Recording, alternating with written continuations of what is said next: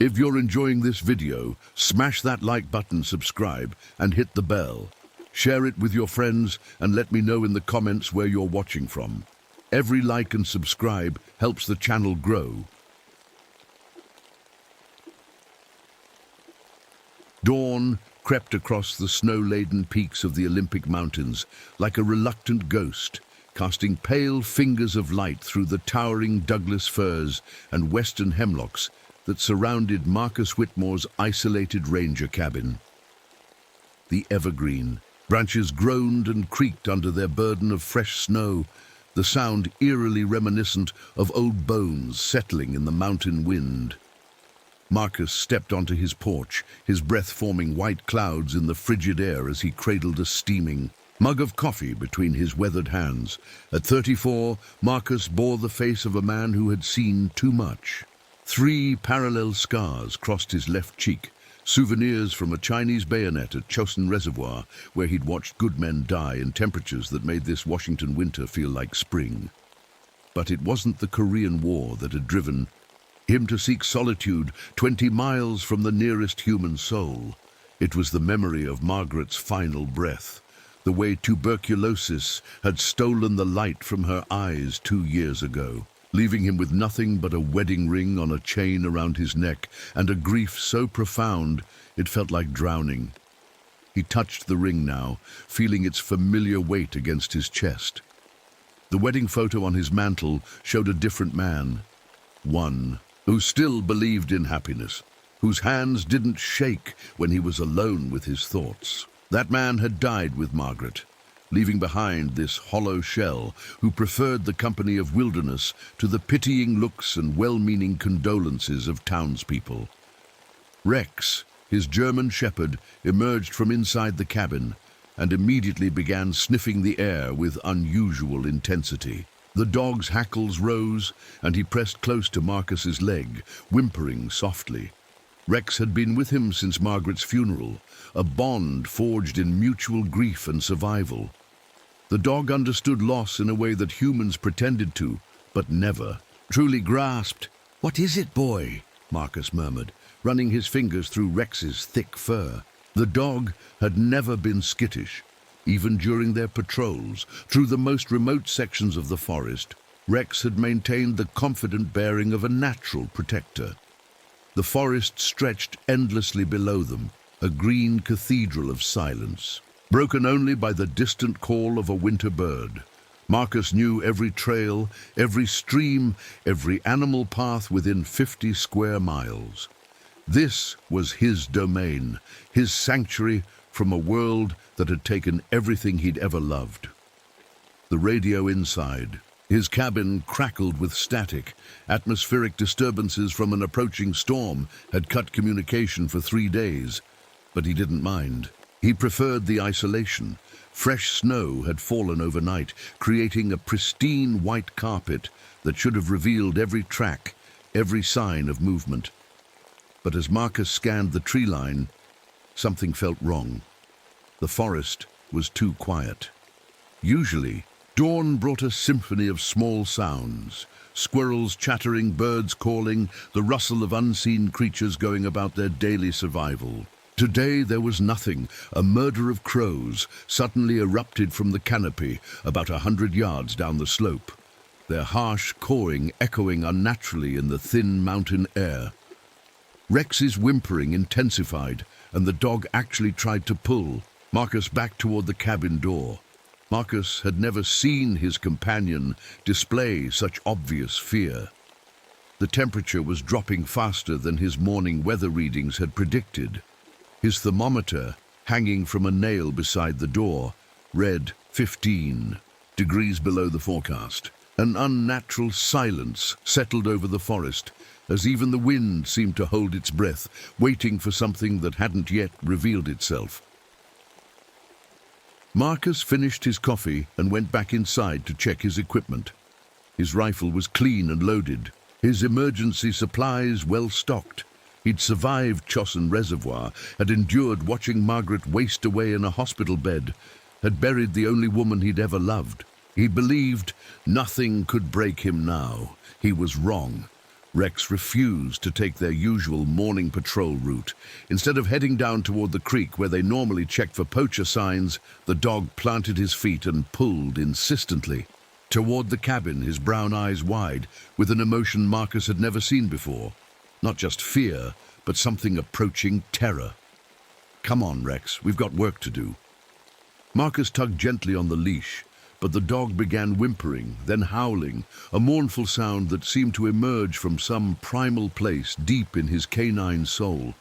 It was a sound Marcus had never heard from him before, and it sent ice through his veins that had nothing to do with the dropping temperature. Against his better judgment, Marcus followed his normal routine. He'd been a ranger for 3 years, and routine was what kept a man sane in the wilderness. But as they approached the small clearing where he usually began his morning circuit, Rex suddenly went rigid, his hackles standing up like a porcupine's. The quills. That's when Marcus saw them. 3 deer carcasses lay arranged in a perfect triangle in the center of the clearing. Their throats had been torn out with surgical precision, the wounds too clean for any predator Marcus knew. The blood was fresh but already frozen, creating crimson ice crystals that glittered obscenely in the pale morning sunlight. Each deer was an adult doe, probably weighing over 200 pounds, yet they'd been positioned with care, as if by someone or something with both the strength to move them and the intelligence to arrange them purposefully. But it was the tracks that made Marcus's blood run cold. Massive paw prints circled the gruesome scene, far too large for any wolf that had ever roamed the Olympic Peninsula. Each print was the size of a dinner plate, with claw marks extending 6 inches beyond the pad impressions. The depth of the track suggested something weighing at least 300 pounds, but the stride length was wrong. Too long for a bear, too purposeful for any known quadruped. Marcus pulled out his compass to record the exact location, but the needle spun wildly, unable to find magnetic north. It was as if something was interfering with the very magnetic field of the earth. His hands, already unsteady from old trauma, began to shake violently. A nauseating stench hung in the air. Wet fur mixed with the cloying sweetness of decay, and something else, something that reminded him of the worst moments in Korea when the Chinese had overrun their position and left the dead to freeze. His eyes watered, and he had to breathe through his mouth to keep from retching. The forest had gone completely silent. No bird songs, no rustling of small animals in the underbrush, no sound at all, except Rex's continued whimpering and the thundering of Marcus's own heartbeat. It was as if every living thing for miles around had either fled or was holding its breath in terror. Deep claw marks gouged the bark of the surrounding trees, too high for any known predator to reach. Some were 8 feet off the ground, carved into the tough Douglas fir bark as easily as if it were soft pine. Whatever had made them possessed not only incredible strength, but also the ability to rear up on its hind legs to an impossible height. As Marcus knelt to examine the tracks more closely, Rex began barking frantically, backing away from the tree line. Following the dog's gaze, Marcus caught a glimpse of something moving in the shadows between the trees, something large and dark that seemed to flow rather than walk, disappearing before he could focus on it. That's when he heard it. A sound, like breaking branches, but too rhythmic, too purposeful. Something large was moving through the dense underbrush, and it was keeping pace with them as they retreated toward the cabin. Every time Marcus stopped to listen, the sound stopped too. When he resumed walking, they resumed as well. Rex was now pulling so hard on his leash that Marcus had to half run to keep up. The dog's terror was infectious, awakening the combat instincts that had kept Marcus alive in Korea. Something was hunting them, something that had the intelligence to stalk its prey and the patience to wait for the right moment to strike. As they reached the relative safety of the cabin, Marcus turned for one last look at the forest. For just a moment, he thought he saw a pair of yellow eyes, reflecting the pale morning light from the shadows between the trees, positioned at least 8 feet off the ground. But when he blinked, they were gone. The radio continued to crackle with static, cutting him off from the outside world. He was 20 miles from the nearest human being, alone, except for Rex, and something was out there in the forest. Something that arranged deer carcasses in geometric patterns and left tracks that belonged to no known animal. As he bolted the cabin door behind them, Marcus wondered if he'd finally found something that could break him after all. Dusk came early in the mountains, shadows pooling between the trees like spilled ink. Marcus had spent the day reinforcing his cabin, checking and rechecking his rifle, and trying to raise anyone, on the radio. The static never broke, as if the entire world beyond his small clearing had simply ceased to exist.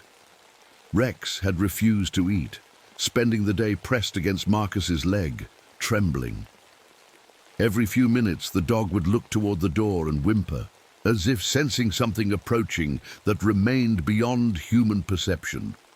Marcus was cleaning his rifle for the 3rd time when Rex suddenly went rigid, staring at the front window with such intensity that the hair on the back of Marcus's neck stood up. Then he heard it, footsteps in the snow outside, slow and deliberate, circling the cabin. He grabbed his flashlight and peered through the window, sweeping the beam across the tree line. That's when he saw them, yellow eyes reflecting his light, positioned impossibly high off the ground, 8 feet at least, maybe more. The eyes didn't blink, didn't waver, just watched him with an intelligence that was utterly alien, yet somehow familiar. The creature moved with impossible silence through brush that should have announced every step. Marcus tracked its movement around the cabin by those unblinking yellow eyes, but he never heard so much as a twig snap under its weight. Rex was no longer trembling. He had gone completely rigid with terror, his muscles locked as if paralyzed. By some primal fear that transcended normal animal instinct, then came the voice. Marcus, soft, loving, heartbreakingly familiar. Marcus, darling, come to me. Margaret's voice, sweet and gentle, carrying the same note of affection she'd used when calling him in for dinner during their brief, happy marriage. The voice that had whispered, "I love you," with her final breath. Marcus's hands shook so violently he nearly dropped the flashlight. "No," he whispered. "No, you're dead. I buried you." "I've been waiting for you, Marcus. Out here in the cold, waiting so long. Come to me, darling. Come outside." Through the window, he could see the silhouette now, a nightmare fusion of human and beast. The creature stood upright on powerful hind legs, its body towering at least 8 feet tall. Its head was that of a massive wolf, but the torso was humanoid, covered in dark fur that seemed to absorb light rather than reflect it. Arms hung at its sides, ending in hands that were too large, too clawed to be human, yet too articulated to be purely animal. "I know you're lonely, Marcus. I know you miss me. Just step outside, and we can be together forever." The voice was perfect. Every inflection, every subtle accent that had made Margaret's speech so distinctive. But it was coming from a muzzle full of teeth that gleamed white in the flashlight beam, each one the size of a man's thumb. Marcus raised his rifle, sighting through the window. The creature watched him with what could only be described as amusement, its breathing creating visible clouds of steam in the cold air. Each exhalation carried that putrid stench of death and decay that had haunted the forest since morning. "You can't hurt me, Marcus, you know that. You've always known there are things in this world that bullets can't touch. Remember, Korea? Remember. The things you saw in the shadows that no one would believe?" The rifle barrel wavered. He had seen things during the war, shapes in the darkness that had no business existing, sounds that had driven stronger men to madness. He'd convinced himself they were hallucinations brought on by combat stress and frostbite. But now, "I've been waiting for you," The creature continued in Margaret's voice, the words emerging impossibly from its canine muzzle. "Ever since you came to live in my forest, I've been patient, Marcus. I've watched you grieve, watched you suffer. But now, it's time to end your pain." Marcus pulled the trigger. The rifle shot echoed through the mountains like thunder, and he saw the bullet strike center mass.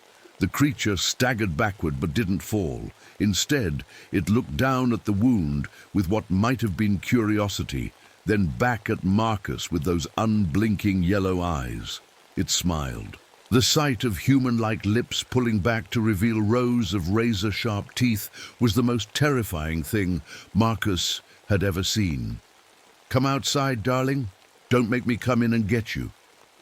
Marcus backed away from the window. Rex pressed against his legs. The dog was shaking so hard his teeth were chattering, but he remained between Marcus and the door, a final act of loyalty even in the face of supernatural terror. Outside, the creature began to move again, those heavy footsteps circling the cabin with predatory patience. It was no longer trying to remain hidden. It knew Marcus had seen it, knew the game had changed. Now it was simply a matter of time. "I can wait, Marcus. I've waited this long. But you're going to get hungry eventually. You're going to get tired. And when you do, I'll be here. I'll always be here."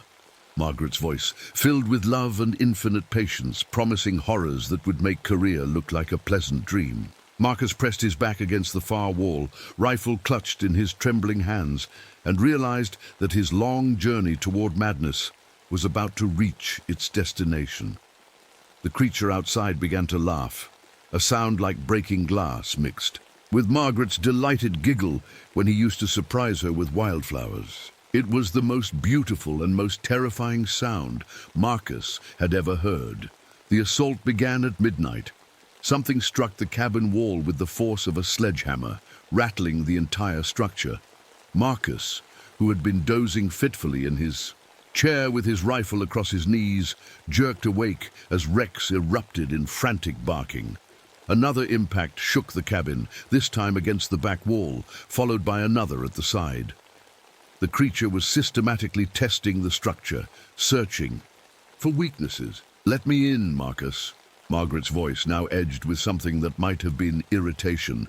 "I'm so cold out here, darling, so very cold and lonely." A window exploded inward in a shower of glass and splintered wood. The creature's massive, clawed hand reached through, feeling along the wall for the latch. Marcus fired point-blank into the searching appendage, but the bullets seemed to have no more effect than bee stings. The hand withdrew, and for a moment there was silence. Then the voices began. "Marcus, you left me behind." Tommy Patterson's voice, his war buddy who died at Chosin with his guts frozen to the ground. "You promised you'd get me home, but you left me behind. Why didn't you save me, Marcus?" Sarah's voice, his sister who died of pneumonia when they were children. "I called for you, but you didn't come." "You could have done more." His father's voice, stern and disappointing. "You could have saved us all, but you were too weak." The voices came from all around the cabin now, each one a perfect reproduction of someone Marcus had loved and lost.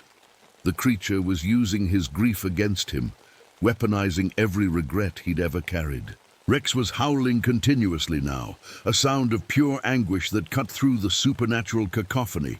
Another window shattered, this time at the front of the cabin. Marcus saw the creature's face in the jagged opening, the wolf's head with two intelligent eyes and Margaret's voice emerging from its throat. "I forgive you for not saving me, Marcus. Come to me now, and I'll forgive you for everything." That's when Rex attacked. The German shepherd launched himself through the broken window with a courage that transcended his terror. He latched onto the creature's throat, his powerful jaws seeking the vulnerable flesh beneath the dark fur. For a moment, Marcus dared to hope. The creature looked down at the dog with something approaching surprise, then casually swatted Rex away as if he were a bothersome insect. The dog hit the cabin wall with a sickening crack and fell to the floor, whimpering. One of his legs was clearly broken. but he still tried to drag himself between Marcus and the creature. "Good dog," the creature said in Margaret's voice, sounding genuinely fond, "but you're in my way." What happened next would haunt Marcus for the rest of his life. The creature reached down and with deliberate slowness began to tear Rex apart. Not quickly, not mercifully, but with methodical precision, maintaining eye contact with Marcus the entire time. Rex's agonized whimpering gradually faded to silence, but the creature continued its work until Marcus's loyal companion was nothing more than scattered pieces of fur and blood. Something inside Marcus broke, not just his heart, but something fundamental in his soul. Grief and rage overwhelmed his fear, creating a white-hot fury that burned away everything else. Rex had been the last living thing that mattered to him, and this abomination had destroyed him for sport. Marcus grabbed a burning log from the fireplace, its end glowing like a brand. "You want me?" he screamed. "Come and get me." He began throwing everything flammable onto the fire, furniture, books, curtains, even the precious wedding photo from his mantle. The cabin filled with smoke and the crackle of flames as Marcus turned his sanctuary into an inferno. If he was going to die, he was taking this thing with him. The creature watched his preparations with what might have been admiration. "You always were brave, Marcus. That's what I loved about you." But when the flames began to spread and the creature's fur caught fire, its demeanor changed entirely. The loving facade dropped away, revealing something ancient and malevolent that had never been human. It lunged through the burning doorway with a howl that was part agony, part supernatural fury, a sound that seemed to come from the very bowels of hell. Marcus dove through the back window as the roof began to collapse, the creature pursuing him through the flames. Its fur was burning, filling the air with the stench of charred meat and brimstone, but it kept coming with relentless determination. He ran toward the frozen river, his feet slipping on the icy rocks. Behind him, the burning creature howled in multiple voices now. Margaret, Tommy, Sarah, his father, and a dozen others he'd loved and lost. The sounds followed him through the forest like a symphony of the damned. The ice on the river was thick, but Marcus didn't hesitate. He grabbed a large rock and smashed through the frozen surface, the shock of the icy water stopping his heart for several terrifying seconds. The creature reached the riverbank just as Marcus submerged himself, and he could hear its frustrated howls echoing across the water. When he finally dragged himself onto the opposite bank, hypothermia was already setting in. His clothes were freezing to his body, and his hands had lost all feeling. But he was alive, and the creature had not followed him across the water. Perhaps it couldn't cross running water, or perhaps the fire had finally done enough damage to stop it. Marcus found shelter in a hollow log, using his survival training to create a makeshift windbreak from branches and snow. He spent the longest night of his life huddled there, listening to the sounds of his burning cabin and the occasional howl echoing from across the river. When dawn came, he was still alive. Marcus returned to the cabin site 3 days later, after hiking to the nearest ranger station for help. The official report would list the incident as an electrical fire that had tragically killed his dog.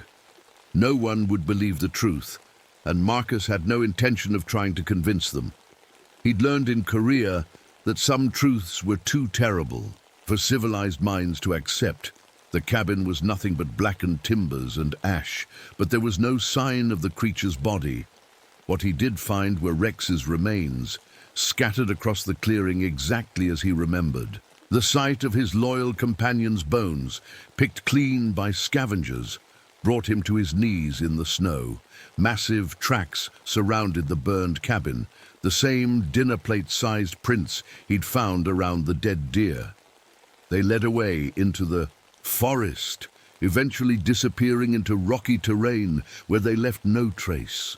Whatever the creature was, it had survived the fire and was still out there somewhere in the vast wilderness. Marcus buried what remained of Rex beneath a cairn of stones, marking the grave with a simple wooden cross. As he worked, he could feel eyes watching him from the tree line, but when he looked up, he saw nothing but shadows and swaying branches. The new cabin they built for him was closer to civilization, only 10 miles from the nearest town. It had better radio equipment, solar panels, and all the modern conveniences that were supposed to make a ranger's life safer and easier. But safety was an illusion, and Marcus knew it, because every night, just after sunset, Margaret's voice called to him from the forest. "Marcus, darling, come to me. I'm waiting for you out here in the cold." Sometimes it was just her voice, sweet and loving. Other times it was joined by Rex's barking, Tommy's laughter, or his sister's singing. The creature was still out there, still patient, still using his grief as a weapon against him. Marcus installed heavy locks on his doors and bars on his windows. He kept his rifle loaded and within reach at all times. He never ventured into the forest alone, never stayed outside after dark, never allowed himself to forget that something was hunting him. But the voices were getting louder and more persuasive. Some nights, when the loneliness became unbearable and the weight of his losses threatened to crush him, Marcus found himself standing at his door with his hand on the lock. Margaret's voice would be so clear, so real, promising peace and an end to his suffering. All he had to do was step outside and join her forever. His replacement would find his body eventually. They'd assume he'd gone for a walk and gotten lost in the wilderness. People died in the mountains all the time. It was one of the hazards of living so close to the wild places of the world. Marcus knew this, just as he knew that every night brought him closer to giving in. The creature had infinite patience, and human grief was a finite resource. Eventually, everyone broke. The question wasn't whether he would join Margaret in the forest. The question was when, and on the nights when her voice was particularly sweet, when the promise of reunion felt more real than the cold reality of his empty cabin, Marcus wondered if that was really such a terrible thing after all. Outside his window, something moved in the shadows between the trees, and Margaret's voice drifted through the mountain air like a lullaby designed to call the lost home. "Soon, darling," she whispered. "Soon."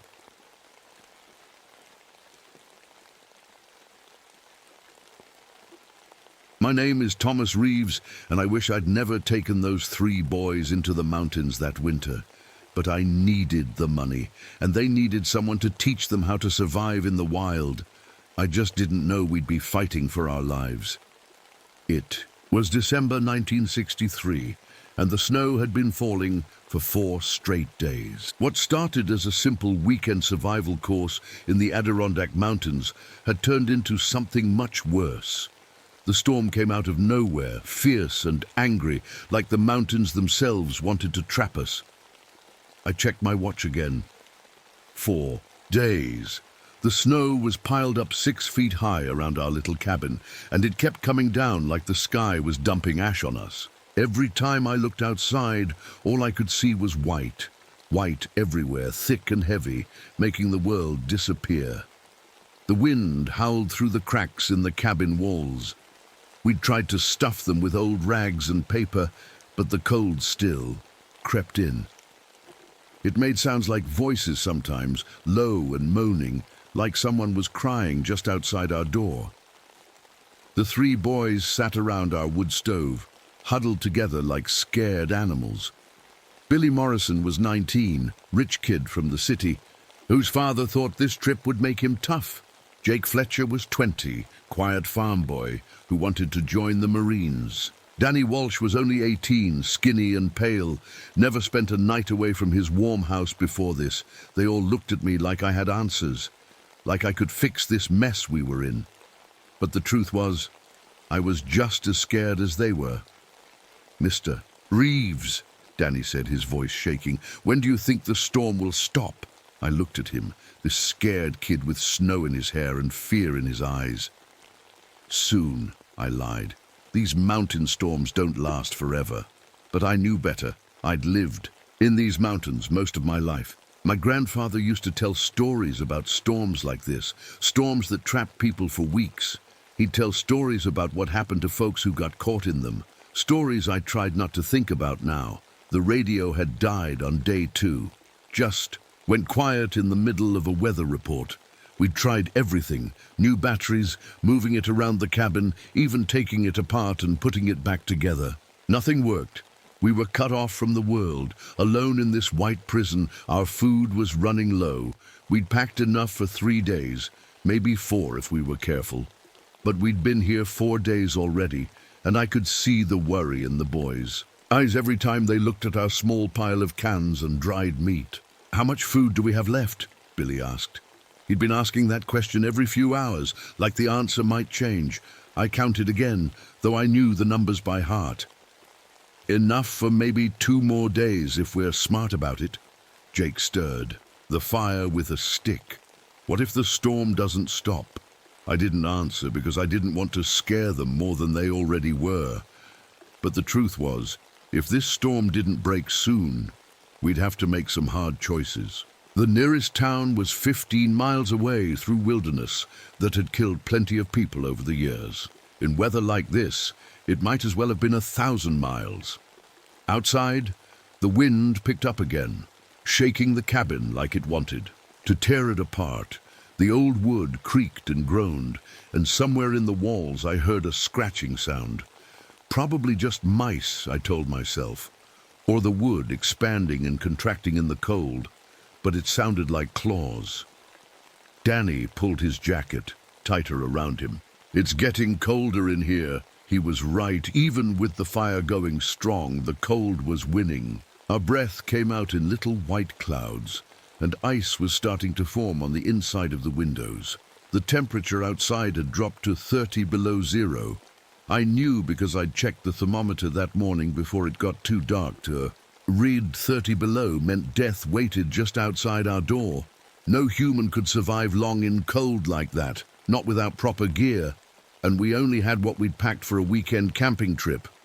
"We need to keep the fire going all night," I said. "Take turns watching it, can't let it die." The boys nodded, but I could see the fear growing in their eyes. They were starting to understand what I already knew. We might not make it out of here alive. As night fell, the silence outside became thick and heavy. No birds, no animals, nothing. Just the wind and the sound of snow hitting the windows. It was the kind of silence that made your ears ring, the kind that made you want to make noise just to prove you were still alive. I'd been in bad spots before. Korea, when my unit got cut off for 2 weeks in the mountains. Other times in these same forests when weather turned bad. But this felt different. This felt like the mountains themselves were angry, like they wanted to keep us here forever. Billy was looking at our food supplies again, counting them with his eyes. Jake sat silent, staring into the fire. Danny kept glancing at the windows, like he expected to see something looking back at him, and maybe he did. Because as I settled down for the night, I could swear I heard something moving around outside, something big walking through the snow. But when I looked out the window, all I saw was darkness and falling snow. The scratching in the walls got louder as the night wore on, like something was trying to get in. Or maybe, I thought with a chill that had nothing to do with the cold, like something was trying to get out. I woke up to Billy shaking my shoulder. The fire had burned low, just red coals glowing in the dark. Outside, the wind had stopped. That should have been good news. But somehow, the silence felt worse than the howling. "Mr. Reeves," Billy whispered. "Something's wrong." I sat up, my back aching from sleeping on the hard floor. "What do you mean?" "Our food. The jerky we had hanging by the door. It's gone." I looked where he was pointing. Sure enough, the dried meat we'd strung up the night before was missing. The rope was still there, but the meat was gone. All of it. "Maybe it fell," I said, but I was already getting up to look around. We searched every corner of the cabin. Nothing. Jake was awake now too. Could an animal have gotten in? I checked the door. Still locked tight. The windows were all closed and latched, no holes in the walls big enough for anything to crawl through, but our food was gone. "This doesn't make sense," Danny said. He'd been quiet since we woke him up, just staring at the empty rope. I went outside to check for tracks. The snow had stopped falling, and everything was bright white in the morning light. But there were no animal tracks anywhere near the cabin. No paw prints, no claw marks, nothing. Just smooth snow all around us. That's when I found something else. Human teeth, 3 of them, yellow and old, stuck in the wood next to our door. They looked like they'd been there for years, but I swear they weren't there yesterday. I pulled them out and showed the boys. Danny went pale when he saw them. "Where did those come from?" Jake asked. I didn't have an answer. The teeth were worn down, filed sharp like fangs. Who would do that to their own teeth? And how long had they been in our door? The day passed slowly. We rationed our remaining food, eating just enough to keep going. Nobody talked much. We all kept looking at those teeth I'd set on the table. They seemed to stare back at us. That night the scratching started again, but this time it was different, louder, more urgent, like whatever was making the sound was bigger now, stronger. "It's just the cold," I told the boys. "Wood expands and contracts, makes noise." But I didn't believe it myself. Wood doesn't scratch in patterns. Wood doesn't sound like claws dragging across timber. Danny was the first to hear the breathing. "Listen," he whispered, holding up his hand for quiet. We all stopped talking and listened. At first, I didn't hear anything. Then, slowly, I picked it up. Heavy breathing just outside the cabin, slow and deep, like something big was standing right next to our walls. Billy grabbed the poker from beside the fire. "There's something out there." I took the axe from beside the door and motioned for them to stay back. Slowly, I looked out the window. Nothing but snow and dark trees. But the breathing continued. "Hello?" I called out. "Is someone there?" The breathing stopped. Everything went quiet. Then, after a long moment, it started again. Closer to the door this time. We spent the rest of the night taking turns watching the windows. Nobody slept much. Every time the wind picked up, we thought we heard voices in it, whispers in a language none of us knew. The next morning, Jake found the bones. He'd gone out to gather firewood and came running back, his face white with fear. "You need to see this," he said. Behind the cabin, scattered around what looked like an old fire pit, were human bones. Leg bones, arm bones, ribs, all of them cracked and split, like someone had been trying to get the marrow out. "How long have these been here?" Billy asked. I knelt down and picked up one of the bones. It was old, yellow with age, but some of them looked newer, fresher. My stomach turned. "This was a logging camp," I said. "Probably abandoned years ago. People died up here all the time back then." But even as I said it, I knew it wasn't the whole truth. These bones had been split open on purpose. Someone or something had been eating what was inside. That night, the smell started. A thick, rotten smell that seemed to come from everywhere and nowhere, like meat left out in the sun for weeks. But it was winter, and everything was frozen. Nothing should smell like that in this cold. Danny started acting strange. He'd sit by himself, mumbling under his breath. When we asked him what he was saying, he'd just shake his head and move away from us. "I hear them calling," he said once when he thought we weren't listening. "They know my name." The temperature inside the cabin dropped even more. Despite keeping the fire burning bright, ice started forming on the inside walls. Our water froze, solid overnight, even though we kept it right next to the stove. On the 6th night, Billy saw his mother. "She's out there," he said, pointing to the window. "Standing by the trees. She's waving at me." I looked where he was pointing. I saw nothing but snow and darkness. But Billy kept staring, his face pressed against the cold glass. "She wants me to come outside," he whispered. "She says she's cold. She says she needs help." "Billy," I said, grabbing his shoulder, "your mother's not here. She's hundreds of miles away, safe in her house." He looked at me with wild eyes. I can see her. She's right there. Jake saw his sister the next night, standing in the same spot, wearing the same sad expression, beckoning him to come out into the cold. I was starting to understand what was happening to us. My grandfather had told me stories when I was young, stories about things that lived in the deep woods, things that came out when people were desperate and afraid, things that fed on hunger and desperation. The Wendigo, he called it, a creature that was once human, but hunger had changed it into something else, something that could never be full, no matter how much it ate. I'd always thought they were just stories, old tales to keep kids from wandering into the woods alone. But now, trapped in this cabin with the cold creeping in and our food almost gone, those stories didn't seem so impossible anymore, because something was out there in the dark. Something that knew we were hungry and afraid. Something that was waiting for us to give up, to come outside where it could reach us, and I was starting to think it had been waiting for a very long time. By the 7th day, we were down to our last can of beans and some crackers. I divided them into tiny portions, trying to make them last. But looking at those small bits of food on our plates, I knew we were in real trouble. Billy stared at his portion like it was the most important thing in the world. He ate each cracker, slowly, making it last as long as possible. Then he started looking at the rest of us in a way that made me uncomfortable. "We need more food," he said. "We're going to starve if this keeps up." "The storm will break soon," I told him, but my voice didn't sound convincing, even to me. "Will it?" Billy asked. "How do you know? What if it doesn't? What if we're stuck here until we die?" Jake tried to calm him down. "Don't talk like that.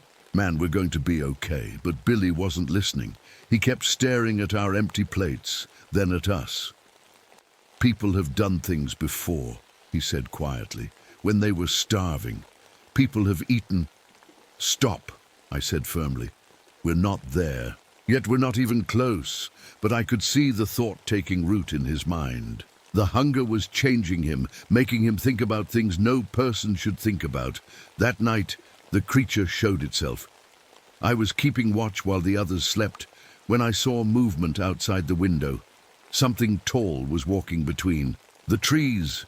Too tall to be human. Its legs were too long. Its arms reached almost to the ground. I grabbed the axe and moved closer to the window.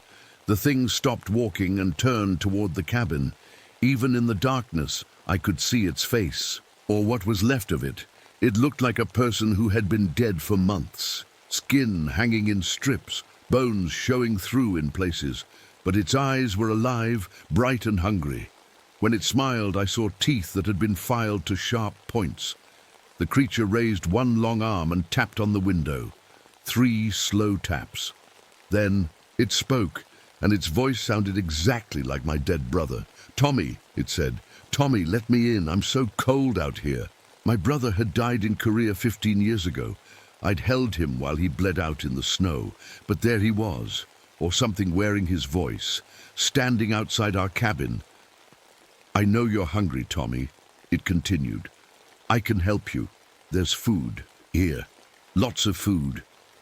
I backed away from the window, my hands shaking.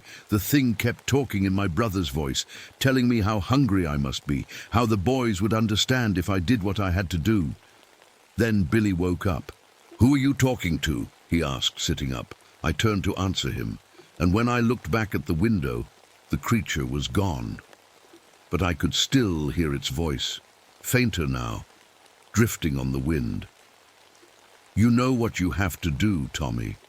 You know what they're for." Billy came over to the window and looked out. "I don't see anything." "It was there," I said. "Something was out there." Billy studied my face in the dim light. What did it look like? I didn't want to tell him. I didn't want to put those images in his head. But he kept asking, and finally I described what I'd seen. Billy listened quietly. When I finished, he nodded slowly. "I saw it too," he said, 2 nights ago, but it looked like my dad told me the same things." We woke Jake and Danny. They'd both seen it as well. Jake's version looked like his girlfriend back home. Danny's looked like his little brother. All of them had said the same things about food, about hunger, about doing what we had to do. It's playing with us, I said, trying to make us crazy. Maybe we are crazy, Danny whispered. Maybe we're already dead and this is hell. The next morning, Billy started acting different. He'd sit by himself, staring at nothing. Sometimes I'd catch him looking at Jake and Danny with a strange expression, like he was measuring them. "Billy," I said, sitting down next to him, "you doing okay?" He looked at me with eyes that seemed too bright. "I'm so hungry, Mr. Reeves. I can't think about anything else. Food, food, food. It's all I think about." "I know, we all are, but we'll get through this." Billy laughed, but it didn't sound right. "Will we? Look at us. We're getting weaker every day. Danny can barely stand up. Jake's ribs are showing through his shirt. How long before we're too weak to keep the fire going?" He was right, and that scared me. We were all losing weight fast. Our faces were getting thin and hollow. Danny had started sleeping most of the day, too weak to do much else. "And that thing outside," Billy continued, "it's not going anywhere. It's waiting for us to die, or waiting for us to give up and come outside. So what are you saying?" Billy was quiet for a long moment. Then he looked directly at me. "I'm saying maybe there's another way. Maybe we don't have to wait to die." The way he said it made my blood run cold. I grabbed his arm. "Billy, listen to me. Don't think like that.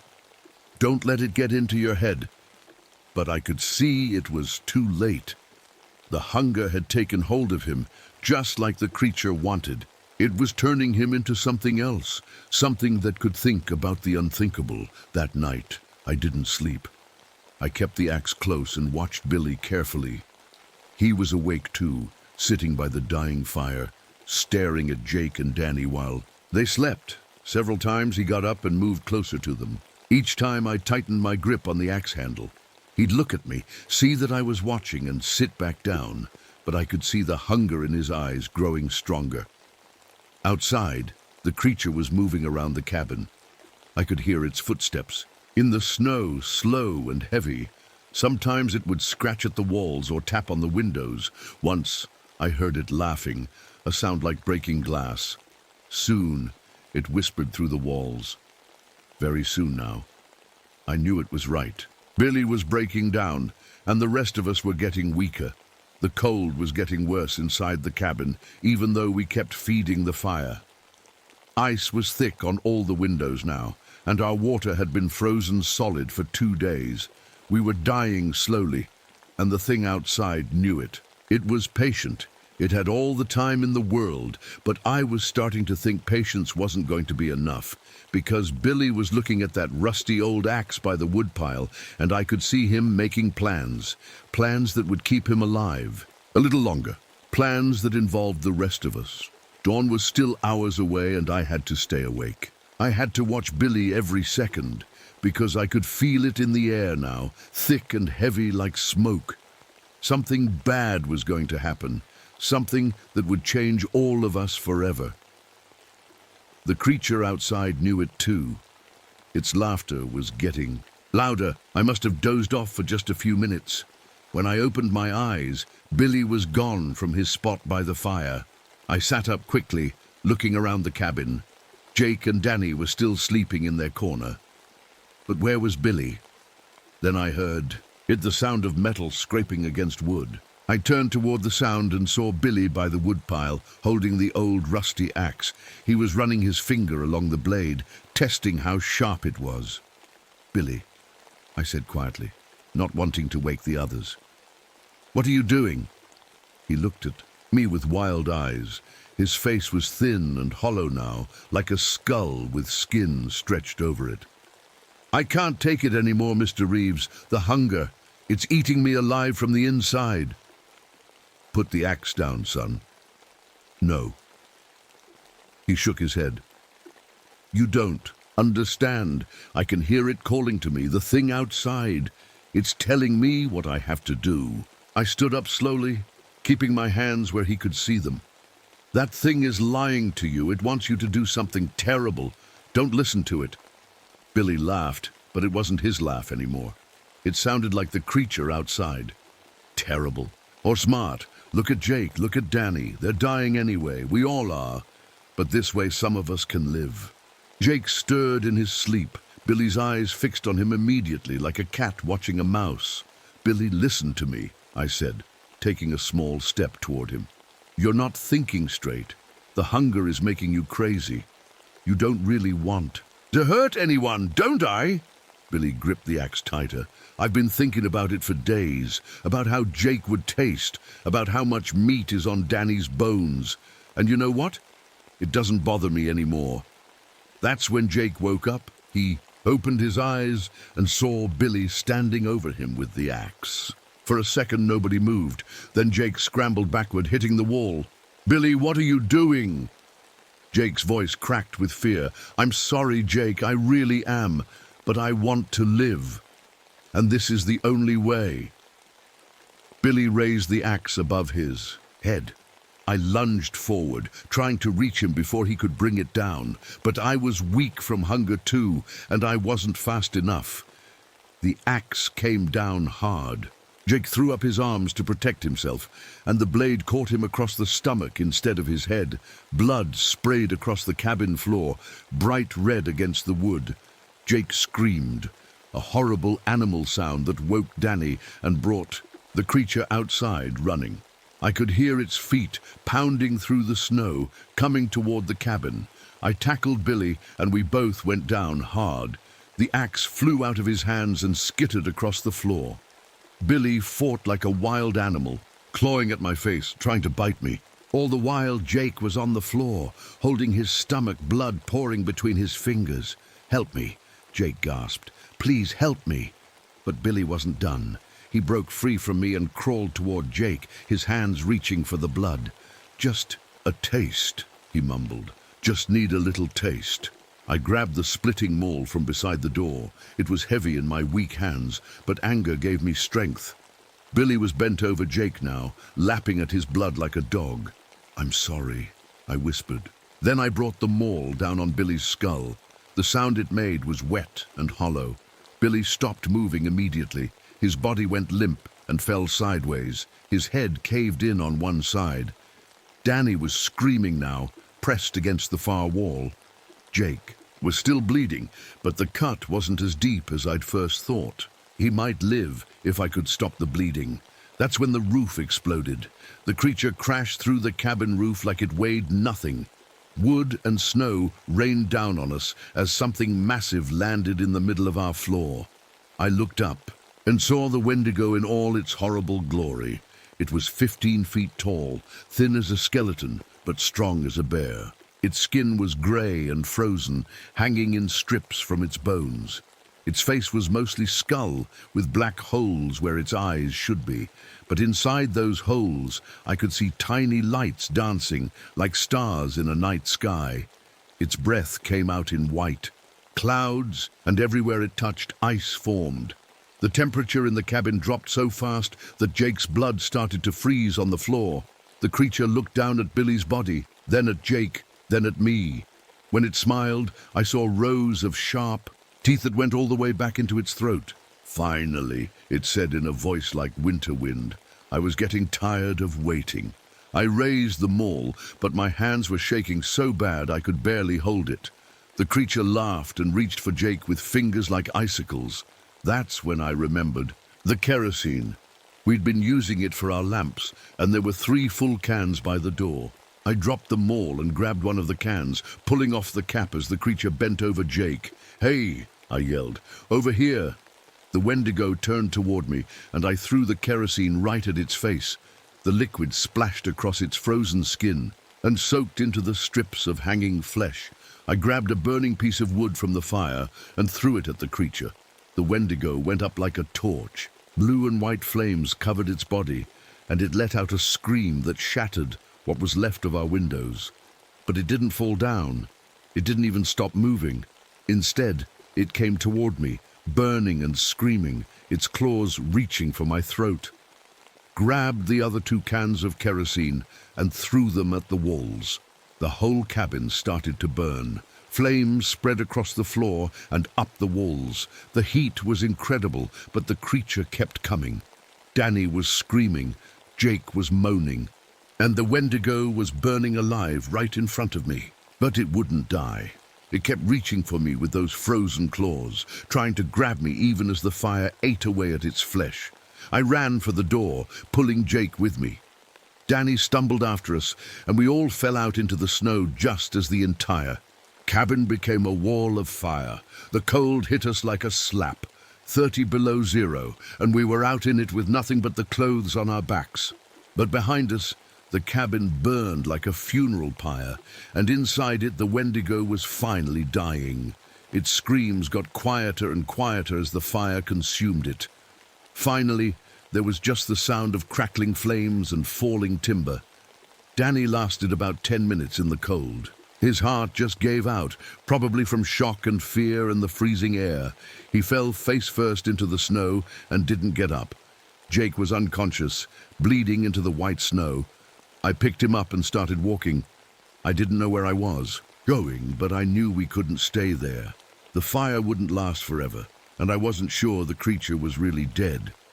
I walked for what felt like hours, carrying Jake through the deep snow. My feet went numb first, then my hands. I could feel the cold creeping into my bones, trying to kill me just like it had killed Danny. Just when I thought I couldn't take another step, I saw it. An old ranger station, abandoned but still standing. I broke down the door and got us inside.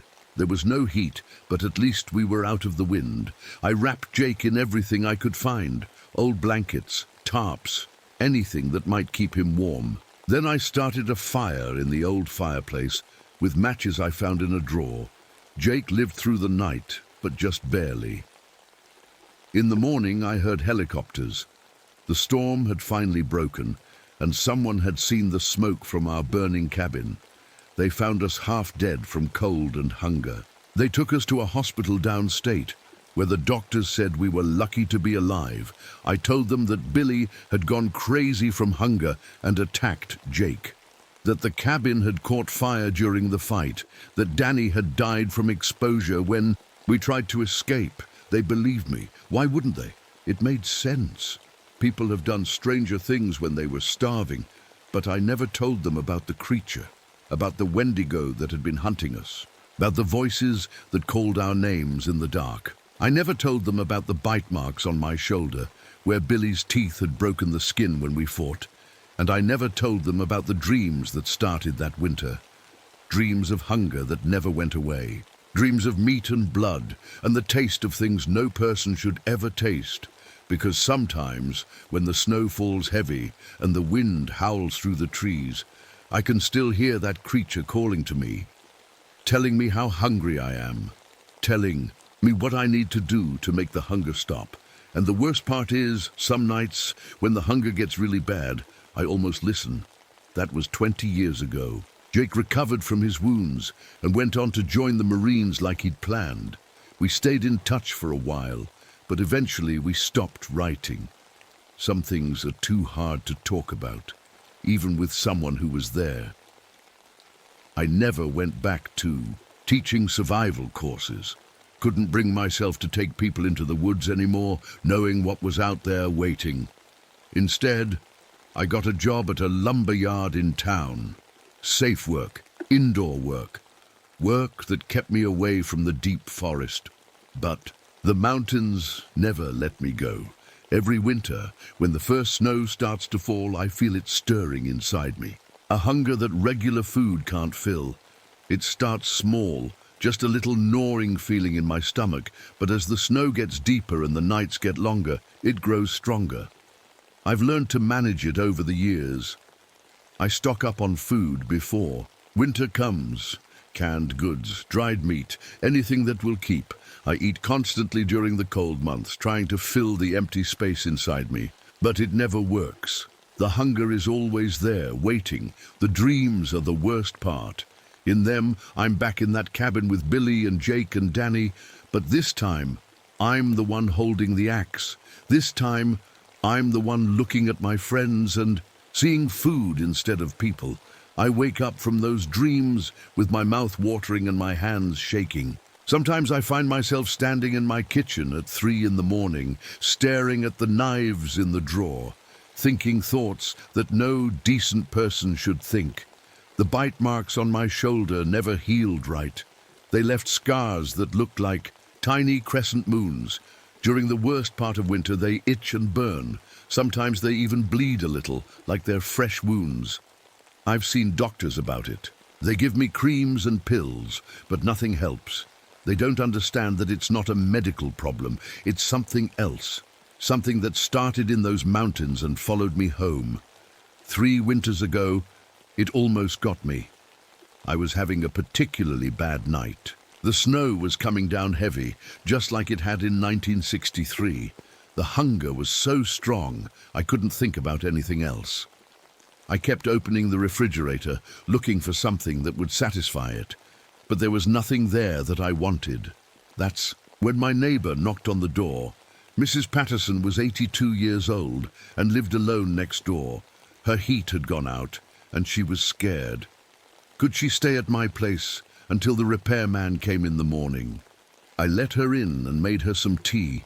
She sat at my kitchen table, wrapped in a blanket, telling me about her grandchildren. She was so small and frail, so helpless. And I started thinking about how easy it would be. The thoughts came fast and clear, like someone was whispering in my ear. She was old anyway, she wouldn't suffer much, and there was so much meat on her bones, even thin as she was. Enough to last me through the rest of the winter. I went to the kitchen drawer where I keep my knives. My hand was on the handle of the biggest one when I caught sight of myself in the reflection of the microwave door. My eyes looked different, hungry, wild, just like Billy's had looked that night in the cabin. I dropped the knife and ran outside, into the snow. I stayed out there for an hour, letting the cold freeze the evil thoughts out of my head. When I came back in, Mrs. Patterson was asleep on my couch. I covered her with another blanket and spent the rest of the night sitting across the room, making sure I didn't go near her. The repairman came first thing in the morning.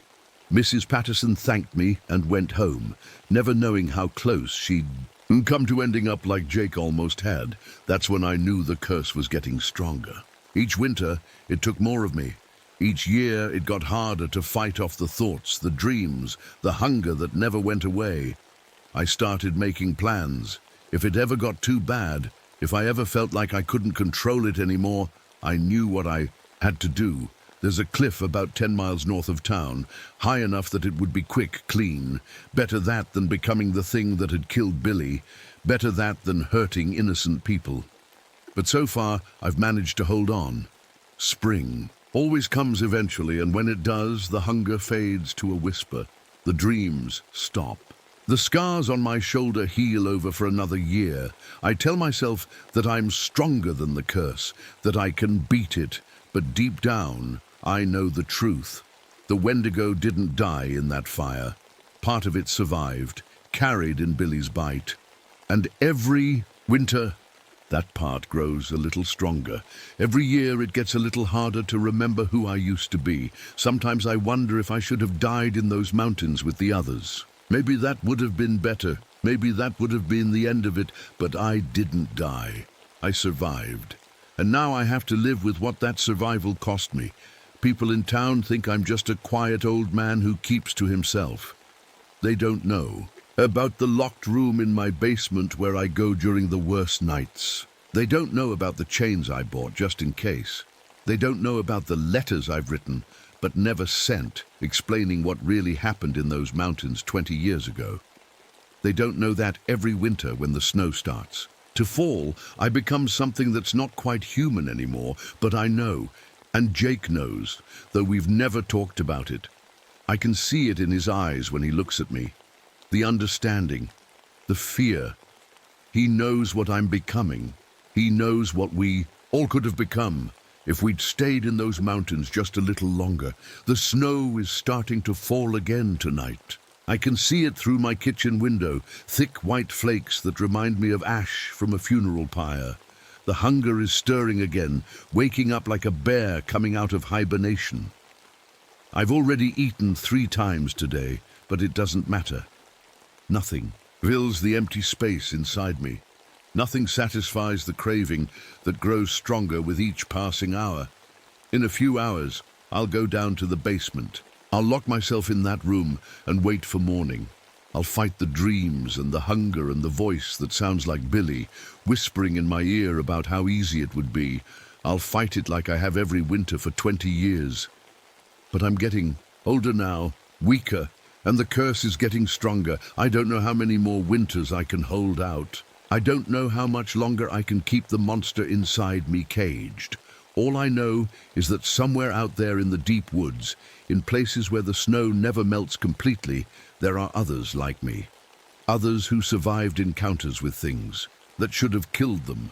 Others who carry pieces of the hunger inside them, and on nights like this, when the snow falls heavy and the wind sounds like voices calling our names, we all feel it stirring. The hunger that never dies, the curse that follows us home, the price we pay for surviving when maybe we should have died.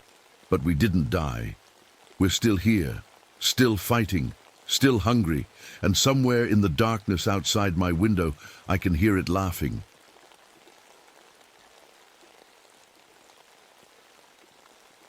My name is Jeremiah Boudreau, but everyone calls me Jerry.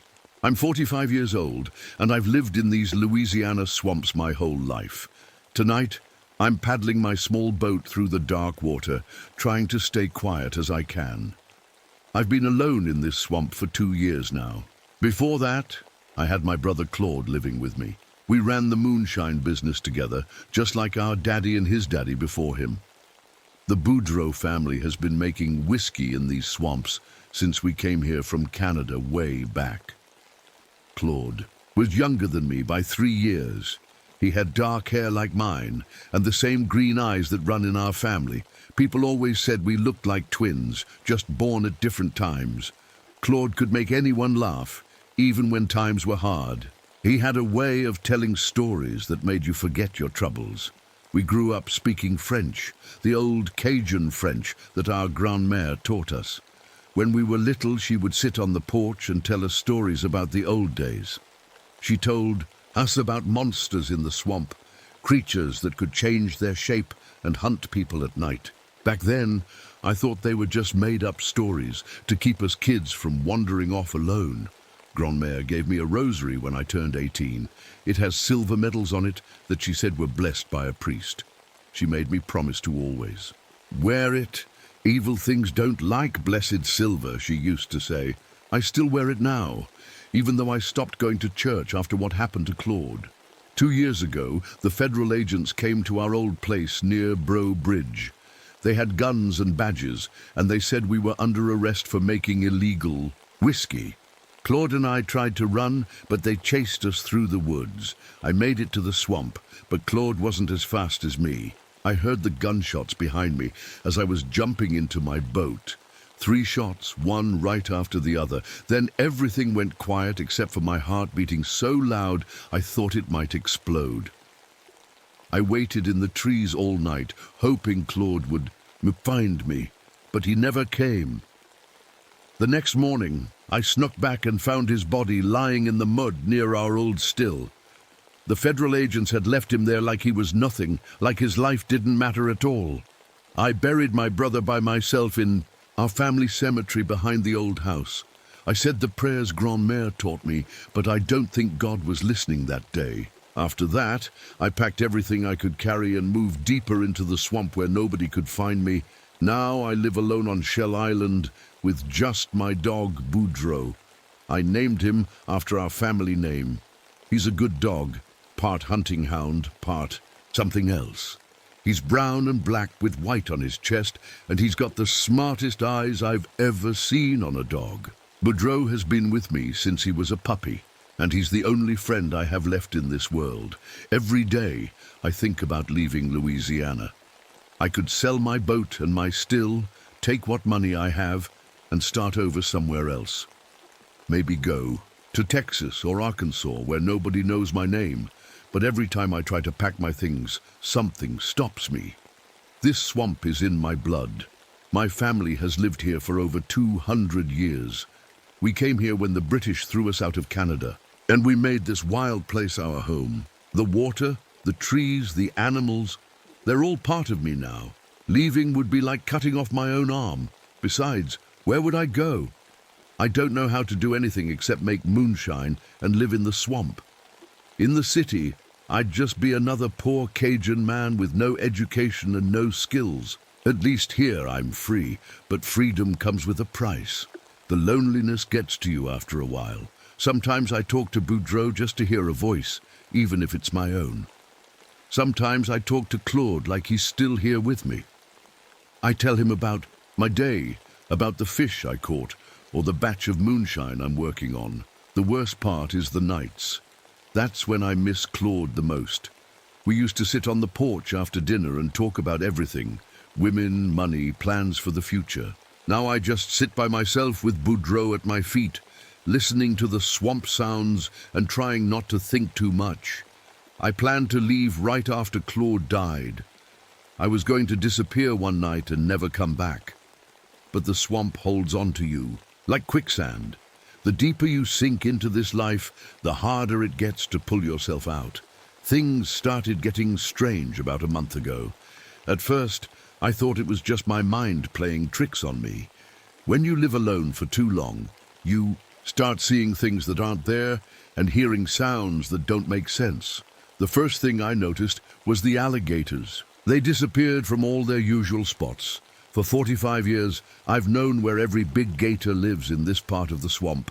There's old Henry, who likes to sun himself on the log near the big cypress. There's Mama Gator, who has her nest by the fallen tree. And there's Big Joe, the biggest gator I've ever seen, who lives in the deep water near the channel. But one morning, they were all gone. Every single one of them. I paddled around for hours looking for them, but I couldn't find a single alligator anywhere. That scared me more than seeing 100 of them would have. The fish disappeared too. I have fishing lines set up all over the swamp. We call them trot lines. I check them every morning, and they're usually full of catfish and bass. But for the past month, I've been pulling up empty hooks. Even the crawfish traps are coming up with nothing in them. It's like all the animals just packed up and left. But animals don't do that unless something really bad is coming, something that scares them more than anything else in the swamp. Then came the sounds. At night, I started hearing howls coming from deep in the swamp. At first, I thought it might be coyotes. We have them around here sometimes, but these howls were different. They were louder and longer, and they made my skin crawl. They sounded almost human, but not quite. Boudreaux hears them too. When the howling starts, he comes running to me with his tail between his legs. He won't leave the porch anymore after dark. This is a dog who used to chase alligators for fun, and now he's scared to go outside. Last week, I found something that made my blood run cold. There were claw marks scratched into the bark of the big cypress tree right next to my cabin. These weren't small scratches like a raccoon or a possum would make. These were deep gouges, like something with claws as big as my fingers had tried to climb the tree. The weird thing is, the scratches were too high up. Even a black bear couldn't reach that high, and bears don't have claws that long anyway. Whatever made those marks had to be at least 8 feet tall. I started sleeping with my shotgun next to my bed. It's an old pump action that belonged to my daddy. I keep it loaded with buckshot, which will stop anything that walks in these swamps. At least that's what I tell myself. A few nights ago, something moved my boat. I always pull it up onto the shore and tie it to a tree stump. I've been doing it the same way for 20 years. But when I woke up that morning, my boat was floating in the water about 20 feet from where I left it. The rope was still tied to the stump, but it looked like something had picked up the whole boat and moved it. The muddy bottom where the boat usually sits was covered with footprints, big footprints with what looked like claws at the end of each toe. I measured them with my hand. They were almost twice as long as my foot, and my foot is pretty big. Whatever made those tracks was a lot bigger than me. That same day, I found my still had been messed with. Someone or something had twisted the copper tubing into knots.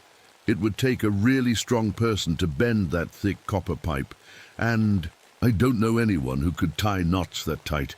I spent the whole day fixing it, and my hands were shaking the entire time. I kept looking over my shoulder, expecting to see something watching me from the trees. The worst part is the silence. The swamp used to be full of sounds at night. Frogs croaking, birds calling, insects buzzing. Now everything goes quiet at the same time, like someone turned off a radio. The silence is so thick you can almost touch it. When that happens, I know something big is moving through the swamp, something that makes every other living thing hold its breath and hide. Last night, I saw eyes watching me from across the water, yellow eyes that reflected the light from my kerosene lamp. They were too far apart to be a person's eyes, and too high off the water to be an alligator. I shined my flashlight in that direction, but whatever it was had already disappeared. All I saw were the cypress trees swaying in the wind, even though there wasn't any wind that night. I'm starting to think those stories Grandmère used to tell weren't just stories after all. She always said there were things in the deep swamp that people shouldn't mess with, things that were here long before the first people came to Louisiana. I used to laugh at those old tales. Now I'm not laughing anymore. 3 nights ago, I saw my dead brother Claude. I was sitting on my porch after dinner, cleaning my shotgun like I do every night now. Boudreau was lying at my feet, but he kept lifting his head and looking out at the water. His ears were up and alert, like he was listening for something. The moon was bright that night, almost full. It made the water look like a mirror, and I could see pretty far across the swamp. That's when I saw someone standing on the other side of the channel, maybe 50 yards away. At first I thought my eyes were playing tricks on me, but when I looked closer, I could see it was a man about my size. He had dark hair and was wearing clothes like mine, old jeans and a work shirt. Then he called my name. "Jerry, Jerry, it's me!" The voice made my blood freeze. It sounded exactly like Claude. Same accent, same way of saying my name. I dropped my shotgun and stood up so fast I almost fell over. "Claude?" I called back. "Is that really you?" The figure waved at me. "Yeah, it's me, brother. I've been looking for you." I couldn't believe what I was seeing. My brother had been dead for 2 years. I buried him myself. But there he was, standing across the water like nothing had ever happened. "How are you here?" I shouted. "You're supposed to be dead." "It's a long story, Jerry. Come over here so we can talk proper." Something in his voice didn't sound quite right. It was Claude's voice, but there was something else mixed in with it. Something that made my skin crawl. Boudreau started growling low in his throat. The hair on his back was standing up and he was staring at the figure across the water. Dogs know things that people don't. And Boudreau was telling me something was wrong. But I wanted to believe it was really Claude. I missed my brother so much that I was willing to ignore the warning signs. I climbed into my boat and started paddling across the channel. As I got closer, I could see the figure more clearly. It looked exactly like Claude. Same face, same build, even the same scar on his chin from when he fell off his bike as a kid. "I knew you'd come," he said when I was about 20 feet away. "You always were the smart one, Jerry." But when he smiled, something was wrong with his teeth. They looked too sharp, too white, and his eyes were yellow in the moonlight, just like the eyes I'd been seeing watching me from the darkness. "Where have you been, Claude?" I asked, keeping my boat in the water. "Something told me not to get too close." "I've been hiding, just like you. Those federal agents didn't kill me, Jerry. They just hurt me real bad. I've been living deeper in the swamp, trying to get better." That made sense, I guess. Maybe he had just been wounded and crawled away to heal. Maybe he'd been lost and couldn't find his way back to me. "Why didn't you come back sooner?" I asked. "I was hurt bad, Jerry, real bad. And I changed. The swamp changed me." As he said this, he stepped closer to the water's edge. In the moonlight, I could see that he was bigger than I remembered, taller and wider across the shoulders. His hands looked strange too, longer fingers with what looked like claws instead of fingernails. "You need to come with me, Jerry," he said. "I found a better place for us to live, deeper in the swamp where nobody will ever find us." "I don't know, Claude. I got my still here, my cabin, everything I need." His face changed when I said that. For just a second, it didn't look like Claude at all. It looked like something wild and hungry. Then it went back to normal, but I had seen enough. "You don't trust me?" he asked, and his voice sounded hurt. "I'm your brother, Jerry. We've always stuck together. If you're really Claude, then tell me something only he would know." He smiled that too sharp smile again. "Remember when we were kids and Grandmère caught us stealing her pralines? She made us sit in the corner for 2 hours and you cried because you thought she didn't love us anymore." My heart jumped. That was exactly what had happened. Only Claude would know that story. Maybe it really was my brother after all. "And remember what Grandmère used to say about the rougarou," he continued. "She said it was a monster that could look like anyone it wanted. She said it would come for bad people who didn't go to church." Now I was really confused. Why would Claude bring up those old stories? And why did his voice sound different when he said the word rougarou? It sounded like he was tasting the word, enjoying it. "Come on, Jerry," he said, holding out his hand. "Let's go to our new home." That's when Boudreaux started barking. Not just regular barking, but the kind of desperate barking that means real danger. He was still on my porch, but he was jumping up and down and barking like he was trying to warn me about something. I looked back at Claude, and for a moment, I saw his true face. The eyes were yellow and wild, the mouth was full of teeth like a wolf, the hands were claws, and he was much, much bigger than my brother had ever been. Then the face changed back to Claude's, but I had seen enough. "You're not my brother," I said, backing my boat away from the shore. "Jerry, what are you talking about? Of course I'm Claude. Don't let that old dog fool you." But I was already paddling hard back toward my cabin. Behind me, I heard the thing that looked like Claude let out a howl that made my bones shake. It wasn't human. It was the same howl I'd been hearing at night for the past month. When I got back to my porch, Boudreaux was still barking and jumping around. I looked across the water, but the thing pretending to be Claude was gone. I sat down hard in my chair and tried to catch my breath. My hands were shaking so bad I could barely hold my shotgun. Grandmère's stories weren't just stories. After all, there really was something in the swamp that could look like other people. Something that knew things it shouldn't know, and it wanted me to come with it. After that night, I knew the thing wasn't going to leave me alone. It had found me, and now it was going to keep coming back until it got what it wanted. I just didn't know what that was yet.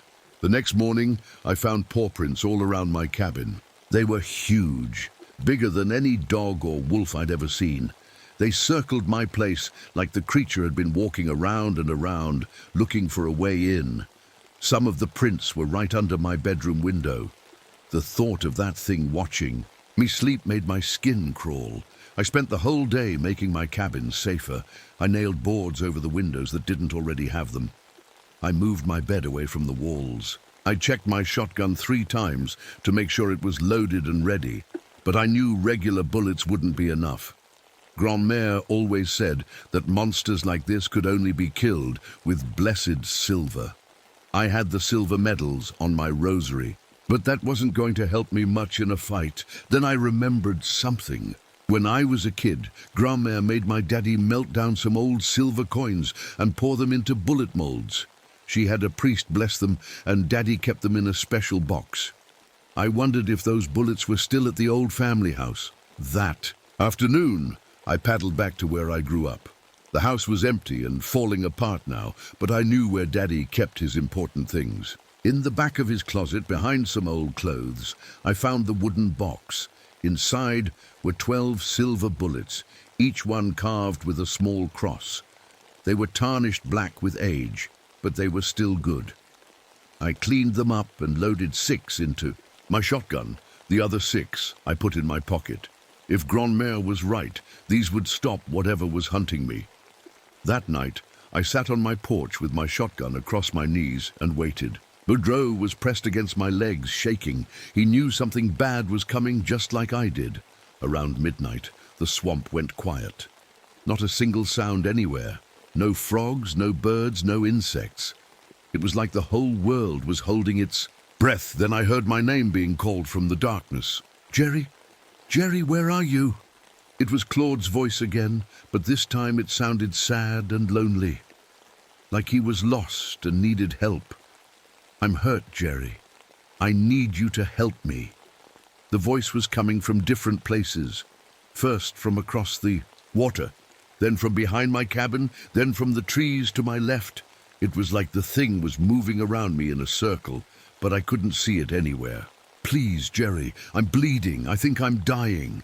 My heart was pounding so hard I thought it might burst. Even though I knew it wasn't really Claude, part of me still wanted to help. That's what the creature was counting on, my love for my brother. You're not Claude, I called out into the darkness. My brother is dead. I buried him myself. The voice changed then. It got deeper and more angry. You left me, Jerry. You ran away and left me to die. Now I'm going to make you pay. Something big crashed through the trees near my cabin. I could hear branches breaking and leaves rustling as it moved. It was getting closer. Boudreaux started barking and ran to the edge of the porch. His hair was standing up all over his body, and he was showing his teeth. Good boy, I whispered. You stay close to me. Then I saw it. The creature stepped out of the tree line about 30 feet away from my cabin. In the moonlight, I could see what it really looked like. It was standing on 2 legs like a man, but it was much taller, maybe 8 feet high. Its body was covered in dark fur, and its arms were long and muscular. The hands ended in claws that looked like they could tear through wood. The head was the worst part. It was shaped like a wolf's head, but bigger. The mouth was full of teeth as long as my fingers. The eyes glowed yellow in the darkness, and they were looking right at me. But the most horrible thing was that it still had Claude's face mixed in. Somehow, like someone had taken my brother's face and stretched it over a monster's skull. Hello, Jerry, it said in Claude's voice coming from that terrible wolf mouth. I told you I'd changed. I raised my shotgun and pointed it at the creature. My hands were shaking, but I managed to keep it steady. Stay back, I warned. I've got silver bullets. The thing threw back its head and laughed. The sound was like nothing I'd ever heard, part human laugh, part wolf howl.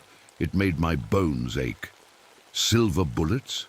You've been listening to Grandmère's old stories too much, Jerry. Those are just fairy tales. But I noticed it stopped walking toward me when I mentioned the silver. Maybe Grandmère's stories weren't so crazy after all. What do you want from me? I asked. I want you to come with me, brother. I want you to join me.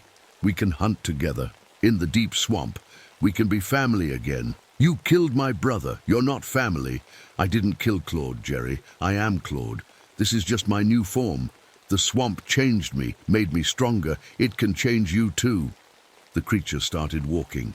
Toward my cabin again, slow and careful. Each step made the wooden boards of my porch shake. All you have to do is let me bite you, Jerry. Just one little bite and you'll be like me. We'll never be apart again.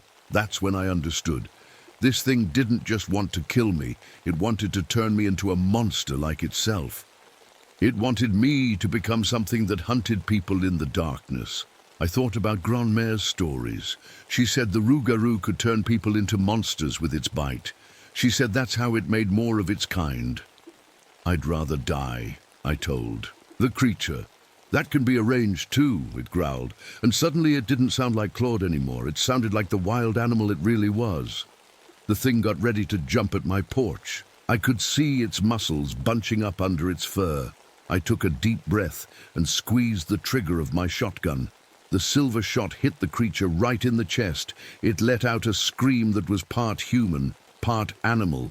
The sound was so loud it made my ears ring. The thing stumbled backward, black blood pouring from the wound. Where the silver had hit, its fur was smoking like it was on fire. "You shot me," it cried in Claude's voice, sounding hurt and surprised. "How could you shoot? Your own brother?" But I could see the silver was working. The creature was hurt bad, clutching its chest and breathing hard. "You're not my brother," I said, pumping another shell into my shotgun. "My brother would never try to turn me into a monster." The creature's face changed from Claude's to the wolf thing and back again, like it couldn't decide what it wanted to look like. It was angry now, really angry. "Fine," it growled. "If you won't come willingly, I'll just have to take you by force." That's when Boudreaux did something that saved my life. My brave dog jumped off the porch and ran straight at the monster. He was barking and snarling, trying to protect me, even though he was scared out of his mind. The creature grabbed Boudreaux in its claws and threw him against a tree. I heard my dog yelp once, then he went quiet. I knew he was dead, and it broke my heart. But Boudreaux had given me the time I needed. While the creature was distracted, I aimed my shotgun and fired again. This time the shot hit it in the shoulder. More black blood sprayed everywhere, and the thing howled in pain and rage. It looked at me with those yellow eyes, and I could see pure hatred there. It wasn't going to try to trick me anymore. Now it just wanted to kill me. The creature charged at my porch, moving faster than anything that big should be able to move. It jumped up and crashed through the wooden railing like it was made of paper. I tried to back away, but there was nowhere to go. The thing grabbed me with one clawed hand and lifted me off my feet. Its grip was so strong I thought it was going to crush my ribs. "Now you're going to learn what happens when you hurt me," it snarled. It raised its other hand to slash at me with its claws, but I still had my shotgun. I pressed the barrel against its stomach and pulled the trigger. The blast at close range nearly tore the creature in half. It dropped me and fell backward, screaming and thrashing around on my porch. Black blood was everywhere, soaking into the wooden boards. I thought it was dead, but it wasn't. Somehow it started to get back up. The silver was hurting it, but it wasn't enough to kill it. I reached into my pocket for more shells, but my hands were shaking so bad I dropped them. They rolled across the porch and fell through the cracks into the water below. The creature saw what happened and smiled with that mouth full of teeth. "Looks like you're out of bullets, Jerry," it said. "Now, it's my turn." I was trapped. The thing was between me and my cabin door. I couldn't get past it to reload my gun. All I had left was the blessed silver rosary around my neck. The creature lunged at me again, but this time I was ready. I pulled Grand'Mère's rosary off my neck and wrapped it around my fist. When the thing grabbed me, I punched it in the face, as hard as I could. The silver medals burned into its skin like hot coals. The creature screamed and let go of me, clawing at its face where the rosary had touched it. I saw my chance and ran for my cabin. Inside, I had Daddy's old hunting knife. It had a silver blade that Grand'Mère had blessed years ago. If I could get to it, maybe I could finish this thing off. But the creature recovered faster than I expected. Just as I reached my door, it grabbed me from behind. Its claws dug into my shoulder, cutting deep into the muscle. The pain was so bad, I almost passed out. I spun around and tried to fight it off, but it was too strong.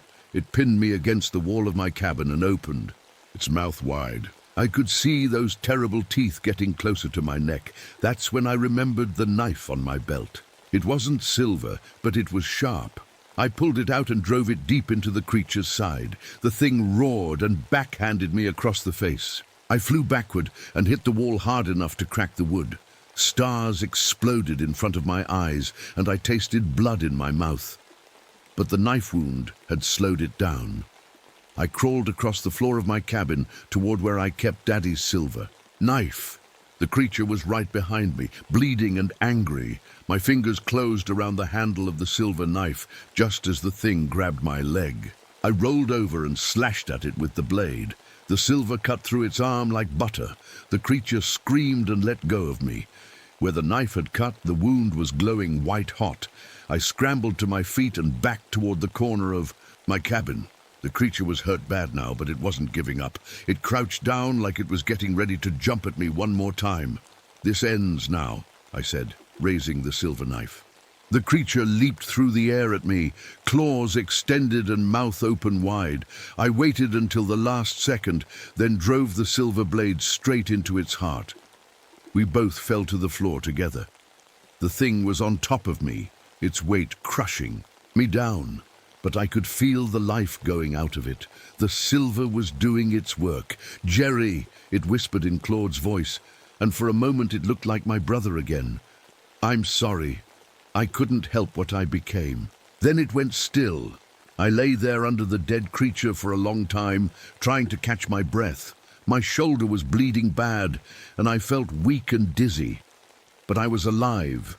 I had killed the thing that had been hunting me. When I finally got the strength to push the body off me, I saw something that made my blood run cold. On my arm, where the creature had grabbed me, there were deep bite marks. They were already starting to turn black around the edges. I remembered what Grand-mère used to say about the rougarou. Its bite carried a curse. Anyone who got bitten would become a monster themselves when the moon was full. I looked out my broken window at the sky. The moon was almost full now, maybe 3 more nights. I dragged the creature's body outside and burned it with kerosene from my still. The flames turned strange colors, blue and green and purple. The smoke smelled like sulfur and rotting meat. When it was done burning, I buried poor Boudreau under the big cypress tree. He had been a good dog, and he deserved better than what happened to him. Then I went back inside my cabin and wrote this story down. I wanted someone to know what really happened out here in case I don't make it. The bite marks on my arm are getting worse. They're spreading up toward my shoulder, and they burn like fire. I can feel something changing inside me, something wild and hungry. I've got 3 silver bullets left. When the moon gets full, if I feel myself turning into that thing, I'm going to use them. I won't let myself become a monster that hurts innocent people. If you find this story, burn my cabin down. Burn everything. Don't let whatever's in me spread to anyone else. The moon is rising now, and I can feel it calling to something deep in my blood, something that wants to hunt. I'm going to chain myself to the big support post in my cabin. Maybe the chains will hold long enough for me to come back to my senses. If they don't, well, I guess this old swamp will have one more monster living in it. I just hope I never see another human face out here, because if I do, I might not be strong enough to stop myself from making them just like me. The curse has to end somewhere. Let it end with me. The moon is full above me, shining through the Spanish moss that hangs from the old cypress trees like grey curtains. The moss makes strange shadows on the black water. Everything looks spooky out here at night, but I'm used to it. This swamp has been my home forever. My paddle cuts through the water without making a sound. I learned how to do that from my daddy when I was just a boy. Green stuff floats on top of the water. We call it algae. It sticks to my boat as I move through it. All around me, the swamp is alive with sounds. Bullfrogs are croaking their deep songs. I hear a nightbird calling somewhere in the trees. An alligator splashes in the distance, probably catching a fish. For dinner, these sounds don't scare me anymore. They're like old friends. I'm heading to my secret place, a small island we call Shell Island. That's where I keep my still. A still is what I use to make moonshine, which is homemade whiskey.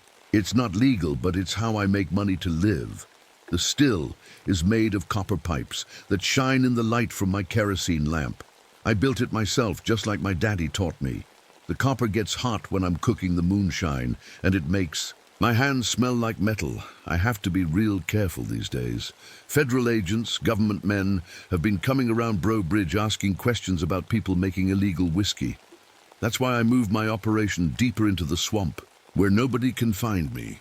The air out here is thick and heavy. It's hard to breathe sometimes, especially on hot nights like this. Everything smells like plants growing and dying at the same time.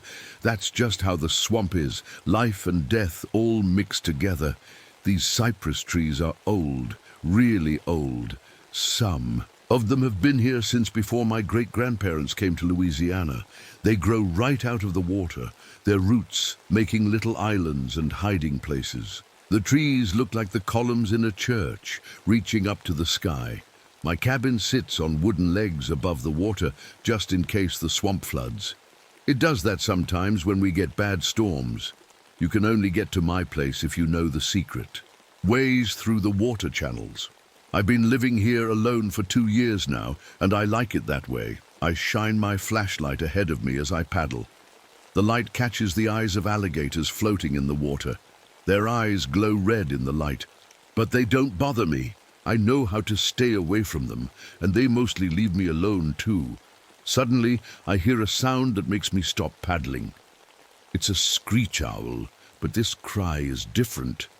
It's louder and longer than usual. It sounds almost like it's in pain, or maybe scared of something. I sit still in my boat, listening. The swamp has gone quiet except for that owl.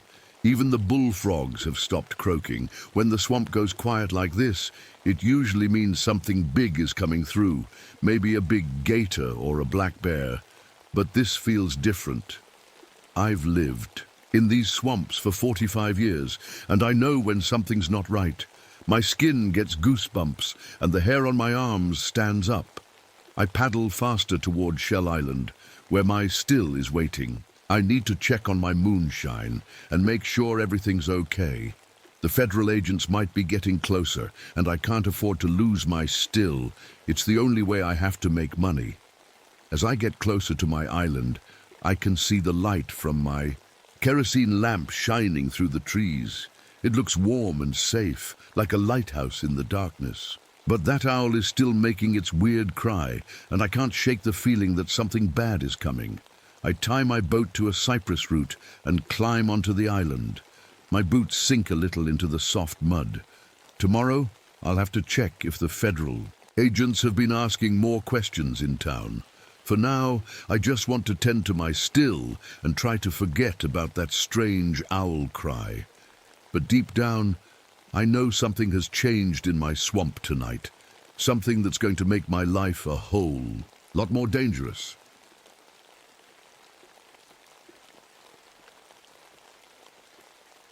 My name is Rebecca Sullivan, but most folks just call me Becca. I wish I could tell you this story has a happy ending, but it doesn't.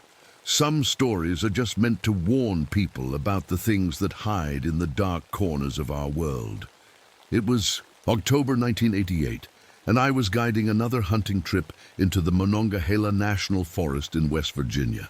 The mist that morning hung over the mountains like smoke from a dying campfire. It was thick and gray, making all the familiar trails and landmarks disappear. I'd been through these woods hundreds of times, but that day, everything felt different. I was walking ahead of my clients, Frank and Michael Kowalski, father and son from Pittsburgh. We were heading to a hunting cabin I knew well, tucked away in a little valley between two forested hills. The trees around us were dressed in their fall colors, bright orange maples and deep red oaks that should have been beautiful. But something felt wrong about the whole scene. "How much further, Becca?" Frank called out behind me. He was carrying his grandfather's old Winchester rifle, the same one his family had used for hunting trips for years. His son Michael, just 17 years old, had a compound bow slung over his shoulder. The kid was trying hard to keep up and look tough, but I could see he was nervous. "Not far now," I said, pushing through some low branches. Maybe another half-mile, but as we walked, I started noticing things that made my skin crawl. The weather was all wrong for October. It should have been cool and crisp, but it was warm and sticky like summer. The kind of warm that makes your clothes stick to your skin and makes you feel like a storm is coming, and that's exactly what was happening. Even though the morning radio had promised clear skies, I could see dark storm clouds building up on the horizon. They were moving fast, too fast for normal weather. The worst part was the silence. These woods were usually full of sounds: birds singing, squirrels chattering, leaves rustling with small animals moving around. But that day, it was quiet as a grave. The only sounds were our footsteps and our breathing. "Where are all the deer?" Michael asked, looking around nervously. "Dad, you said there would be deer sign everywhere." Frank stopped and looked around too. He was right to be worried. In all my years guiding hunters through these mountains, I'd never seen the woods so empty. No deer tracks in the mud, no droppings, no places where they'd been eating or sleeping. It was like every animal had just packed up and left. "They'll be here," Frank said, but he didn't sound sure. "Maybe they're just spooked by the weather." I didn't say anything, but my military training was kicking in. Something was very wrong here. In the army, I'd learned to trust my gut when things didn't feel right. And right now, every instinct I had was screaming that we should turn around and go home. But I couldn't do that. Frank had paid me good money for this trip, and I needed every dollar I could get. Being a disabled veteran didn't pay much, and guiding hunting trips was one of the few ways I could make a living in these mountains. We finally reached the cabin just as the first drops of rain started to fall. It was a simple wooden building, just 2 rooms and a porch, but it was dry and had a good fireplace. Frank and Michael dropped their gear and started setting up while I checked the windows and doors. That's when I saw them. Red lights in the distance, pulsing like a heartbeat. They were too bright and too regular to be anything natural. I'd seen plenty of strange things in these mountains, but nothing like this. "Hey, Becca," Michael called out. "The radio's not working right." I went over to where he was fiddling with a small battery radio. Instead of music or news, all we could get was static and the occasional emergency broadcast about atmospheric disturbances in the area. Probably just the storm. I said, but I didn't believe it myself. As the afternoon wore on, the feeling of wrongness just got stronger. The temperature kept dropping, even though it had been warm all day. By evening, there was actual frost forming on the cabin windows. In October, in weather that had been summer hot just hours before, Frank started complaining about a headache, and I noticed Michael kept looking out the windows like he was expecting to see something or someone.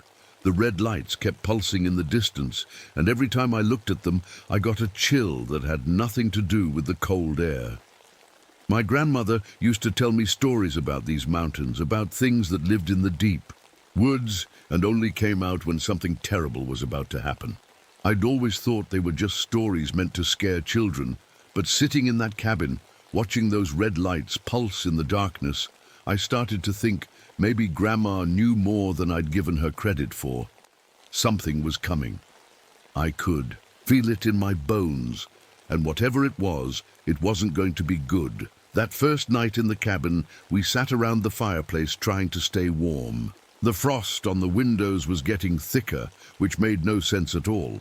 Frank kept rubbing his temples like his head hurt, and Michael just stared at the fire without saying much. "So, Becca," Frank said, "Michael here thinks you might have been in the army. That true?" I nodded. "Yeah, I was a medic for 4 years. Got out in '84. "See any action?" Frank asked. He seemed genuinely curious, not just making small talk. "Some," I said. I didn't like talking about Grenada, but these folks had a right to know who. They were trusting with their lives out here. I was in a helicopter crash, lost my whole unit. Michael looked up from the fire. "That's terrible, I'm sorry." "It happens," I said, even though it never stopped hurting. "That's why I like it out here in the woods. It's peaceful, usually." Frank leaned back in his chair. "This rifle belonged to my grandfather," he said, holding up the Winchester. "My dad used it, and now I'm hoping to pass it down to Michael here. This hunting trip, it's kind of a family tradition." Michael shifted uncomfortably. "Dad, I told you, I'm not sure hunting is really my thing." "Come on, son. You're 17. Time to become a man." I could see the tension between them. Frank wanted his boy to be tough, to carry on the family ways. Michael seemed more interested in books than guns. It reminded me of my own relationship with my father, before he died in a mine accident when I was 16. There's different ways. "To be tough," I said quietly. Sometimes the bravest thing is knowing when not to fight. Frank looked at me funny, but he didn't argue. As the night went on, I found myself watching both of them more carefully. Frank kept checking his rifle, cleaning it over and over, even though it was already spotless. His hands shook a little when he thought nobody was looking. I recognized that look. I'd seen it in the mirror plenty of times. He had the same haunted expression I'd had after the crash. "You okay, Frank?" I asked. He looked up, startled. "Yeah, sure, I've been having some trouble sleeping lately. Bad dreams." "What kind of dreams?" He was quiet for a long moment. "Cars crashing, buildings falling down, people screaming." He shook his head. "Doctor says it's stress from work. I manage a factory back in Pittsburgh, lot of pressure." Michael was listening now. "Dad's been having those dreams for weeks. Mom's worried about him." Something cold crawled up my spine. Dreams about disasters weren't something you heard about every day. Especially not out here, where my grandmother used to say the mountains had their own way of warning people about bad things coming. "What about you, Michael?" I asked. "You sleeping okay?" The kid looked uncomfortable. "I've been having weird dreams too, but they're different from Dad's." "How different?" "I see things, flying things with big red eyes, and I hear this voice telling me about terrible things that are going to happen." He looked embarrassed. "I know it sounds crazy. It didn't sound crazy to me. It sounded terrifying." I got up and checked the locks on the door and windows, trying to look casual about it. In my backpack, hidden under some spare clothes, I had my old service pistol, a .45 caliber that had saved my life more than once. I also had the combat knife I'd carried in Grenada. I hoped I wouldn't need either one, but something told me I might. "You know," I said, sitting back down, "my grandmother grew up in these mountains. She used to tell stories about strange things in the woods, things that showed up when bad stuff was about to happen." "What kind of things?" Michael asked. His voice was barely a whisper. "She called them harbingers, said they fed on fear and sadness. She told me about one in particular, a giant bird-like creature with glowing red eyes. Said it appeared before the mine disaster that killed dozens of men back in the 1920s. Frank laughed, but it sounded forced. "Come on, Becca, you don't believe in that stuff, do you?" "I didn't used to," I said. "But after what I've seen in war, and now with these dreams you're both having..." I shrugged. "Maybe there's more to this world than we understand." The fire crackled and popped, sending shadows dancing across the walls. Outside, the wind was picking up, making the cabin creak and groan. Those red lights were still pulsing in the distance, and every time I caught a glimpse of them through the frost-covered windows, my stomach tightened. Frank got up and looked out the window. "What do you think those lights are, anyway?" "I don't know," I said. "But they weren't there this morning." Michael joined his father at the window. "They're getting brighter," he said softly. He was right. The red lights were definitely brighter than they'd been when we first arrived, and they seemed to be moving slowly but steadily in our direction. I felt responsible for these two. Frank might be older than me, but he was dealing with whatever trauma was giving him nightmares, and Michael was just a kid, scared and far from home. If something happened to them out here, it would be my fault. "Maybe we should head back to town in the morning," I suggested. "Weather's getting weird, and hunting doesn't look too promising anyway." Frank shook his head. "We just got here. Besides, Michael needs to learn that you don't run away just because things get a little strange." But this wasn't just a little strange. This was something else entirely. And every instinct I'd developed in the army was telling me we were walking into a trap. I just didn't know yet what was setting it. I woke up around 5 in the morning to the sound of Michael screaming. He was sitting up in his sleeping bag, eyes wide with terror, sweat pouring down his face, even though the cabin was freezing cold. Frank was already up, trying to shake his son awake. "Michael! Michael, wake up!" Frank was saying. It's just a dream! The kid's eyes snapped open, and he looked around wildly. Did you see it? Did you see the bird? There's no bird, son. You were dreaming. But Michael kept looking at the ceiling like something was up there. It was huge, Dad. Bigger than anything I've ever seen, and its eyes... He shivered. Its eyes were like fire. I got up and checked outside. The red lights were still there, but now they seemed to be in a pattern, pulsing on and off in a rhythm that almost seemed like Morse code. But if it was a message, I couldn't understand what it was trying to say. Maybe we should try the radio again, I said. See if we can get some news about what's happening. I turned on the battery radio and slowly moved the dial. Most stations were just static, but I found one emergency broadcast that was coming through. Clear. Unusual atmospheric conditions continue across West Virginia and surrounding areas. Citizens are advised to stay indoors if possible. Multiple reports of equipment failures and communication disruptions. Weather Service cannot explain the sudden temperature changes or the lights being reported in rural areas. The broadcast cut to static after that. Well, that's comforting, Frank said, but his voice was shaky. After breakfast, we decided to walk around the area and see if we could find any sign of deer or other animals. But what we found instead made my blood run cold. Michael spotted them first. Hey, what's wrong with these birds? Near a small clearing about 50 yards from the cabin, we found dozens of dead birds scattered on the ground. Crows, mostly, but also some hawks and smaller songbirds. They were just lying there like they'd fallen out of the sky. I knelt down and looked at one of the crows. There was no sign of injury, no blood, nothing that would explain why it was dead. Its eyes were still open, staring up at nothing. What do you think killed them? Michael asked. I don't know, I said.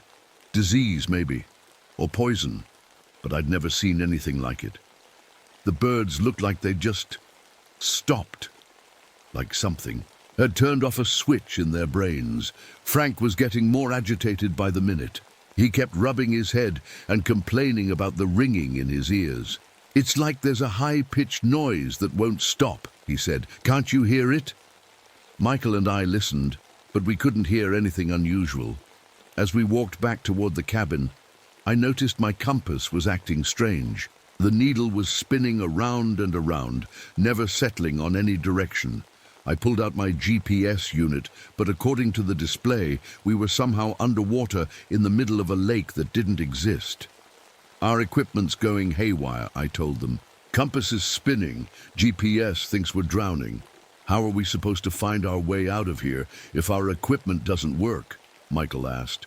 He was trying to sound calm, but I could hear the fear in his voice. I know these woods, I said. We'll be fine. But honestly, I wasn't so sure anymore.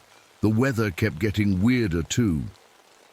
In the space of about 10 minutes, the temperature dropped from almost warm to bitter cold. We could see our breath, and ice was forming on the trees around us. In October, in weather that had been like summer just hours before. When we got back to the cabin, Frank tried to call his wife on his cell phone, but he couldn't get any signal. None of us could. It's like we're cut off from the whole world, Michael said. That afternoon, I was checking our supplies when Michael came running up to the cabin, his face white as a sheet. You have to see this, he said. There are tracks out there, but they just stop. He led us to a muddy patch near the stream. Sure, enough. There were deer tracks leading up to the edge of the clearing, but they didn't continue on the other side. They just ended, like the deer had vanished into thin air, right in the middle of taking a step. We found more tracks like that, rabbits, squirrels, even what looked like bear tracks. All of them ending suddenly in the middle of open ground. Where did they go? Frank asked. Nobody had an answer for that. That evening, we heard dogs howling in the distance, not just one or two, but dozens of them.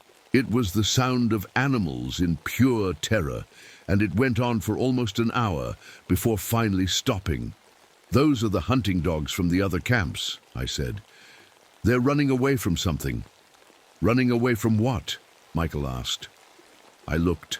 out at those pulsing red lights, which were definitely closer now. Close enough that I could make out what looked like a shape moving between them. "I don't know," I said, "but I think we're about to find out." Frank was cleaning his rifle again, his hands shaking worse than before. The ringing in his ears was getting louder, he said, and he was having trouble concentrating. Michael had stopped talking much. He just sat by the window drawing pictures in a notebook. When I looked over his shoulder, I saw he was drawing buildings falling down, cars crashing, people running and screaming. "Where do these pictures come from?" I asked him. He looked up at me with scared, confused eyes. "I don't know. I just see them in my head, and I have to draw them." As night fell, the shadows outside started moving in ways that didn't make sense. Even when there were no clouds in the sky to cast them, dark shapes would slide across the ground, like something huge was flying overhead. I made sure my pistol was loaded and kept my knife close. Whatever was coming for us, I was going to be ready. But deep down, I had a feeling that bullets and knives weren't going to be enough. It was just after midnight when we saw it for the first time. I was sitting by the window, keeping watch, when Michael grabbed my arm. "Look," he whispered, pointing up at the moon. At first, I thought it was just a cloud passing over, but then I realized the shadow was moving against the wind, and it had a shape. The shape of something with massive wings spread wide. The wingspan had to be at least 20 feet across, maybe more. It flew slowly, like it wasn't in any hurry, like it owned the sky and everything beneath it. "What is that?" "A thing," Frank whispered. He was standing behind us now, staring up through the window. As we watched, the creature turned in our direction. That's when we saw the eyes. Two burning red lights, brighter than car headlights, staring down at us from the darkness. The moment those eyes fixed on our cabin, all three of us were hit with the worst headache I'd ever felt. It was like someone was driving nails into my skull. Michael cried out and grabbed his head. Frank stumbled backward, blood starting to drip from his nose. But the worst part wasn't the physical pain. It was what happened inside our minds. Suddenly, I could feel the creature's thoughts mixing with my own. Not words exactly, but images and feelings that weren't mine. I saw cities burning, bridges collapsing, people dying in ways too terrible to describe. And underneath it all was this cold, hungry feeling, like the creature fed on human suffering. "Make it stop," Michael was saying over and over. "Please make it stop."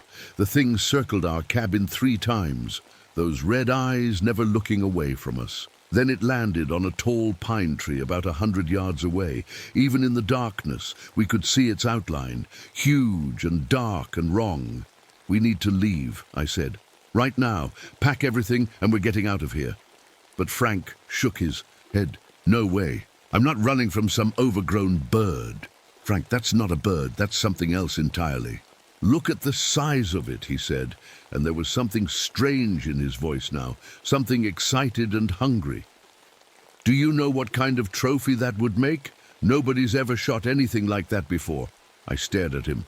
"Are you crazy? That thing nearly killed us just by looking at us. It's just trying to scare us away," Frank said. He was already loading his rifle. "But I've been hunting for 30 years. I know when an animal is bluffing." Michael was still holding his head, rocking back and forth. "Dad, please, let's just go home, please." "Your mother was right about you," Frank snapped at his son. "No backbone at all." That wasn't like Frank. He loved his boy, but something in his voice had changed. It was harder, meaner, like the creature's presence was bringing out the worst in him. Over the next hour, things got worse fast. Michael started talking in a voice that didn't sound like his own. He would sit quietly for a few minutes, then suddenly start describing terrible accidents that he said were going to happen.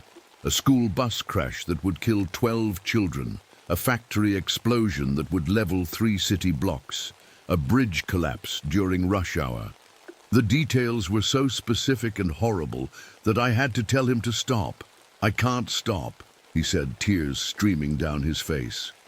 It's making me see these things. It wants me to know what's coming. Frank, meanwhile, was becoming obsessed with hunting the creature. He kept checking his rifle, counting his bullets, talking about the best way to bring down something that big. "Frank, listen to me," I said. "That thing is messing with your head. You need to fight it." "Nothing's messing with my head," he said. "I'm thinking clearer than I have in years. That thing out there killed all those birds, drove away all the animals. It's a predator, and predators need to be stopped." But when I looked in his eyes, I could see something else looking back at me. Something that wasn't Frank. The creature stayed in that tree all night, just watching us. Every time one of us looked toward it, the headaches would start again. And slowly, I started to understand what it was doing. It wasn't just hunting us, it was playing with us, turning us against each other, making us afraid and angry and desperate. The thing fed on those feelings. I could sense it somehow, like a cold presence in the back of my mind. Every time we felt fear or anger or hopelessness, it got a little stronger. Michael's visions were getting worse too. He started drawing pictures of our cabin with the roof torn off, pictures of Frank pointing his rifle at something, pictures of me covered in blood. "Why are you drawing these things?" I asked him. "Because they're going to happen," he said in that flat, empty voice. It showed me. Tomorrow night, everything's going to change. I tried to radio for help, but all I got was static. I tried my cell phone, but there was still no signal. We were completely cut off from the outside world. As the night wore on, I realized that the creature wasn't just affecting Frank and Michael. It was getting to me too. I started having thoughts that weren't my own, violent thoughts about hurting the people I was supposed to protect. Part of me wanted to take my pistol and shoot both Frank and Michael before they could hurt me first. Another part of me wanted to walk outside and let the creature take me, just to make the mental pressure stop. But I fought those thoughts. I'd been through hell in the army, and I knew how to keep my mind focused when everything was falling apart. The problem was, I didn't know how much longer I could hold out. Just before dawn, the creature finally flew away. The mental pressure lifted, and we could all think clearly again. But the damage was already done. Frank was still obsessed with hunting it. Michael was still having visions of disaster, and I was starting to realize that this thing, whatever it was, wasn't going to let us leave. It had chosen us for something, and I had a terrible feeling that we were going to find out what that something was very soon. The next day started out quiet, but I could feel the storm building. Frank hadn't slept at all. He just sat by the window with his rifle, waiting for the creature to come back. His eyes were bloodshot, and his hands wouldn't stop shaking. "You should get some rest," I told him. "Can't rest," he said. "It might come back while I'm sleeping, and when it does, I'll be ready." Michael was drawing again. More pictures of terrible things, buildings on fire, people screaming, cars twisted into metal balls. But now he was also drawing pictures of his father. In every picture, Frank looked angry and dangerous. "Michael," I said quietly, "what do you see happening with your dad?" The kid looked up at me with scared eyes. "He's not my dad anymore," he whispered. "Something else is inside him. And now, something that wants to hurt people." I'd been thinking the same thing. The Frank I'd met 2 days ago was a good man who loved his son. This Frank was different, harder, meaner. Like that thing in the sky had reached into his brain and twisted. Something important. Around noon, Frank started talking to himself. Quiet at first, then louder. "It thinks it's so smart," he was saying, "flying around scaring people, but it's just an animal. Animals can be killed." "Frank," I said, "maybe you should put the gun down for a while." He turned to look at me, and for a second, I didn't recognize the person staring back. "Why?" "So it can pick us off one by one. So it can take my son like it took all those animals." "Nobody's taking anybody," I said. "We're going to stick together and get through this." But Frank laughed, and it was an ugly sound. "You don't get it, do you? It's not going to let us leave. The only way out is to kill it first." That's when I noticed he was pointing his rifle at Michael. Frank, what are you doing? Look at him, Frank said. Really look at him, drawing those pictures, talking about disasters that haven't happened yet. That thing did something to him, made him into one of its servants. Michael pressed himself against the wall. Dad, it's me, it's Michael, I'm your son. My son wouldn't know about plane crashes and building collapses, Frank said. His finger was on the trigger now. My son wouldn't be able to see the future. That thing put something evil inside you. I could see what was happening. The creature had planted thoughts in Frank's head, made him paranoid and violent. In his twisted mind, he thought he was protecting himself and me by killing his own child. Frank, listen to me, I said, trying to keep my voice calm. That's not evil inside Michael. That's fear. He's scared just like we all are. Scared kids don't draw pictures of death, Frank said. Scared kids don't predict disasters. He's been changed, Rebecca. He's not human anymore. Michael started crying. Dad, please, I'm still me. I'm still your son. But Frank's finger was tightening on the trigger. I knew I had about 2 seconds to act. Frank was a good shot, and at this range, he wouldn't miss. If I didn't do something right now, Michael was going to die. I lunged forward just as Frank pulled the trigger. The bullet went past Michael's head, so close it burned his ear. Frank tried to swing the rifle toward me, but I was already on him.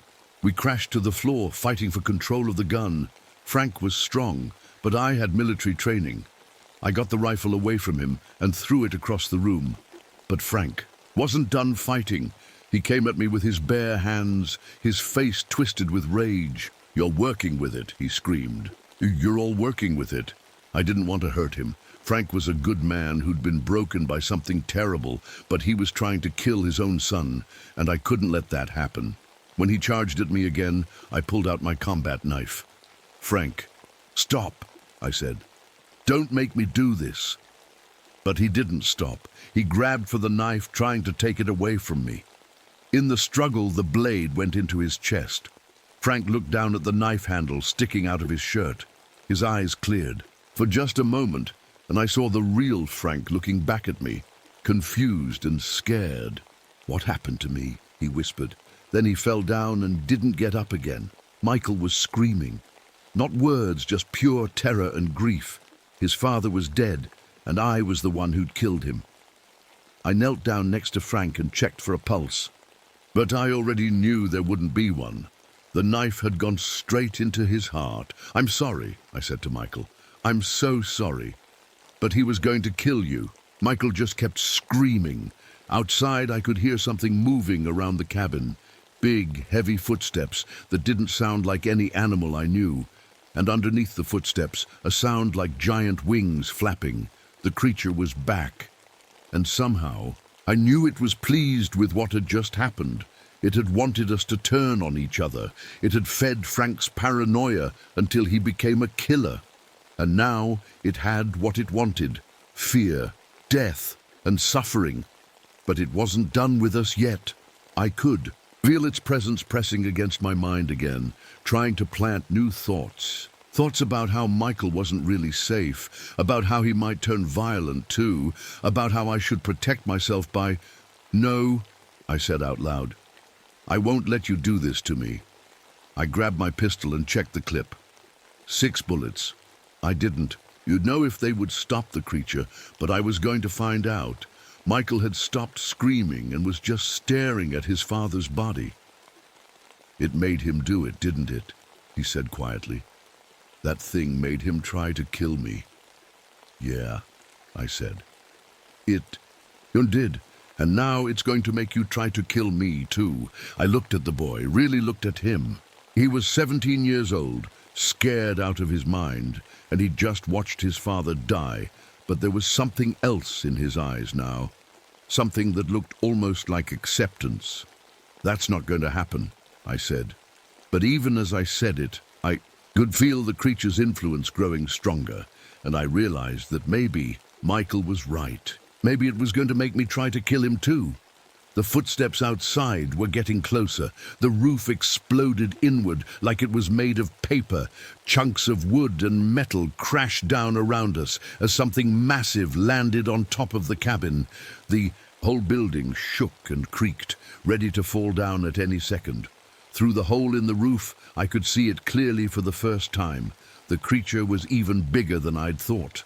Its body was the size of a small car, covered in dark feathers that seemed to absorb light rather than reflect it. The wings were folded now, but I could see they were easily 20 feet across, maybe more, but it was the eyes that made my blood freeze. Two burning red coals staring down at us with an intelligence that was old and hungry and completely alien. Michael was pressed against the wall, staring up at the thing in pure terror. "It's here," he whispered, "just like in my dreams." I raised my pistol and fired 3 shots at the creature's chest. The bullets hit it. I saw them hit, but they passed right through like it was made of smoke. The creature didn't even flinch. It dropped down through the hole in the roof, landing on the cabin floor with a sound like thunder. Up close, it was even more terrifying. Its claws were as long as my forearm and looked sharp enough to cut through steel. But the worst part was what it did to our minds just by being near us. The headache came back, worse than before. It felt like my skull was going to crack open. But along with the pain came something else, visions that weren't my own. I saw cities burning while people ran screaming through the streets. I saw bridges collapsing into rivers full of cars and bodies. I saw schools and hospitals and churches all reduced to rubble, while something with red eyes watched from the sky. And I understood. This creature didn't just predict disasters, it caused them. It fed on human suffering, and it had been doing it for centuries. "Please," Michael said to the creature, "please don't hurt us. We didn't do anything wrong." The thing turned its burning gaze toward the boy, and I saw something that made my heart sink. It wasn't interested in me at all. It had come for Michael. Suddenly, I understood why Michael had been having the visions. The creature had been marking him, choosing him, preparing him for this moment. "No," I said, stepping between the creature and the boy. "You can't have him." The Mothman looked at me then, and I felt its thoughts pressing into my mind. Not words, but feelings and images that told me what it wanted. It needed someone young, someone whose mind was still flexible enough to be shaped, someone who could see the future disasters it planned to cause, someone who could be its prophet, spreading fear and despair wherever they went. It had tried to use Frank to eliminate me, to clear the way, but that had failed, so now it would take what it wanted by force. The creature reached out with one massive claw toward Michael. I fired the rest of my bullets at it. They passed through harmlessly, but the sound made the creature pause for a moment. That was all the time I had. I lunged forward with my knife, trying to stab the thing in what I thought might be its heart. But the blade went right through it, just like the bullets had. The creature's claw swept across my chest, opening 3 long gashes that went down to the bone. I fell backward, blood pouring from the wounds. "Rebecca!" Michael screamed. I tried to get back up, but I was losing too much blood too fast. The room was starting to spin, and I could feel myself getting weaker. The Mothman reached for Michael again. The boy tried to run, but there was nowhere to go. The creature's claws closed around his arms, lifting him off the ground. "Let me go!" Michael shouted, kicking and struggling. "Let me go!" But the creature's grip was like steel. It carried the boy toward the hole in the roof, getting ready to fly away with him. That's when I realized something. The creature might be like smoke when it came to bullets and knives, but it was solid enough to grab Michael, which meant it had to make itself solid to interact with our world. I still had one weapon left. With the last of my strength, I grabbed a burning piece of wood from the fireplace and threw it at the creature's wing. The fire hit the Mothman's feathers, and they caught immediately, burning with a blue flame that lit up the whole cabin. The creature let out a shriek that sounded like metal tearing, and it dropped Michael. But instead of falling to the ground, Michael was somehow pulled upward, caught in the creature's grip again as it rose through the hole in the roof. Rebecca! He screamed as the burning creature carried him up into the night sky. "Help me!" I tried to get up, tried to follow them outside, but I couldn't move. Too much blood lost, too much damage done. All I could do was lie there and watch through the hole in the roof as the creature flew away with Michael. His screams echoed across the mountains for a long time before they finally faded into silence. I don't remember much after that. Somehow, I managed to stop the bleeding and make it to the road where a passing truck found me 2 days later. The driver took me to a hospital where I spent 3 weeks recovering from my injuries. The police searched for Michael, but they never found him, or Frank's body for that matter. When they went back to the cabin, all they found were burn marks and some blood on the floor. No bodies, no signs of struggle, nothing that would explain what had happened. They said I was in shock from being lost in the woods, that I'd made up the whole story to deal with the trauma of losing my clients in some kind of accident. But I know what I saw. I know what took Michael Kowalski that night. That was 37 years ago, and I've been having the nightmares ever since. Dreams about disasters that are going to happen. Plane crashes, building collapses, natural disasters. I see them all before they occur. I've tried to warn people, but nobody believes me. They think I'm just a crazy old veteran lady who's lost her mind. So I stopped trying to convince them and just started moving away from places before the disasters hit. It doesn't help. The guilt follows me everywhere. Every October, those red lights appear in the West Virginia sky again, and whenever they do, someone goes missing. Usually a young person, someone whose mind can still be shaped and twisted. I think Michael is still out there somewhere, changed into something that serves the creature.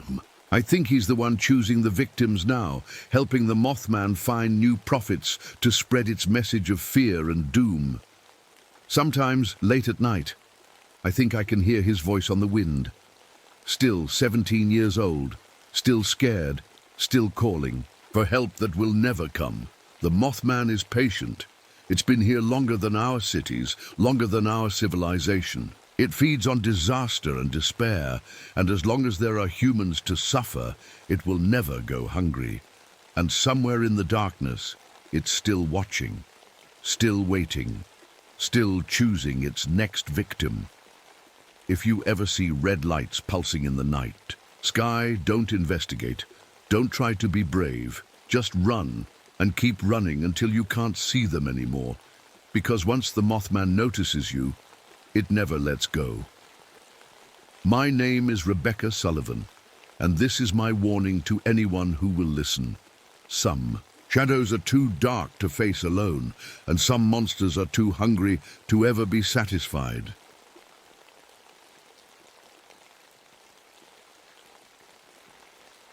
My name is Samuel Hendricks, but everyone calls me Sam.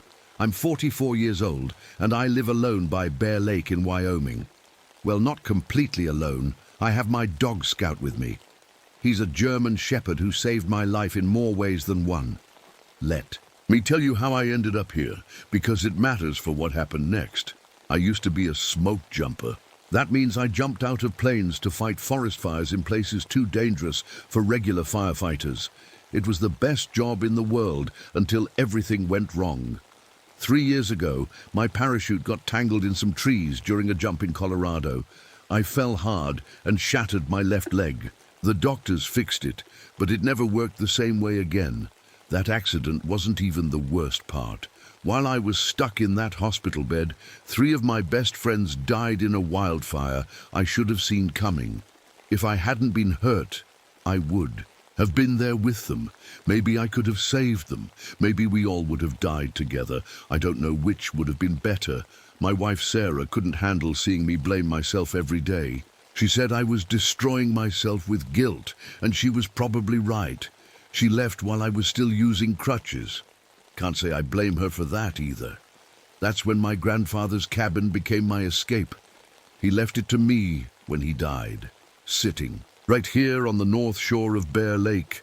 It's not easy to reach. You need a snowmobile in winter, or you have to hike a dangerous mountain trail that's killed plenty of people over the years. Perfect for someone who wants to disappear from the world. Bear Lake is beautiful, I'll give it that. It sits between tall mountains with snow on their peaks all year round. In autumn, the aspen trees turn bright gold, and their reflection in the water looks like liquid sunshine. On calm days, the lake is so still it looks like a giant mirror. I've been living here for 2 years now. Scout showed up about 6 months after I arrived, just a skinny, scared dog who looked as broken as I felt. We understood each other right away. He stayed, and I was glad for the company. We make a good team.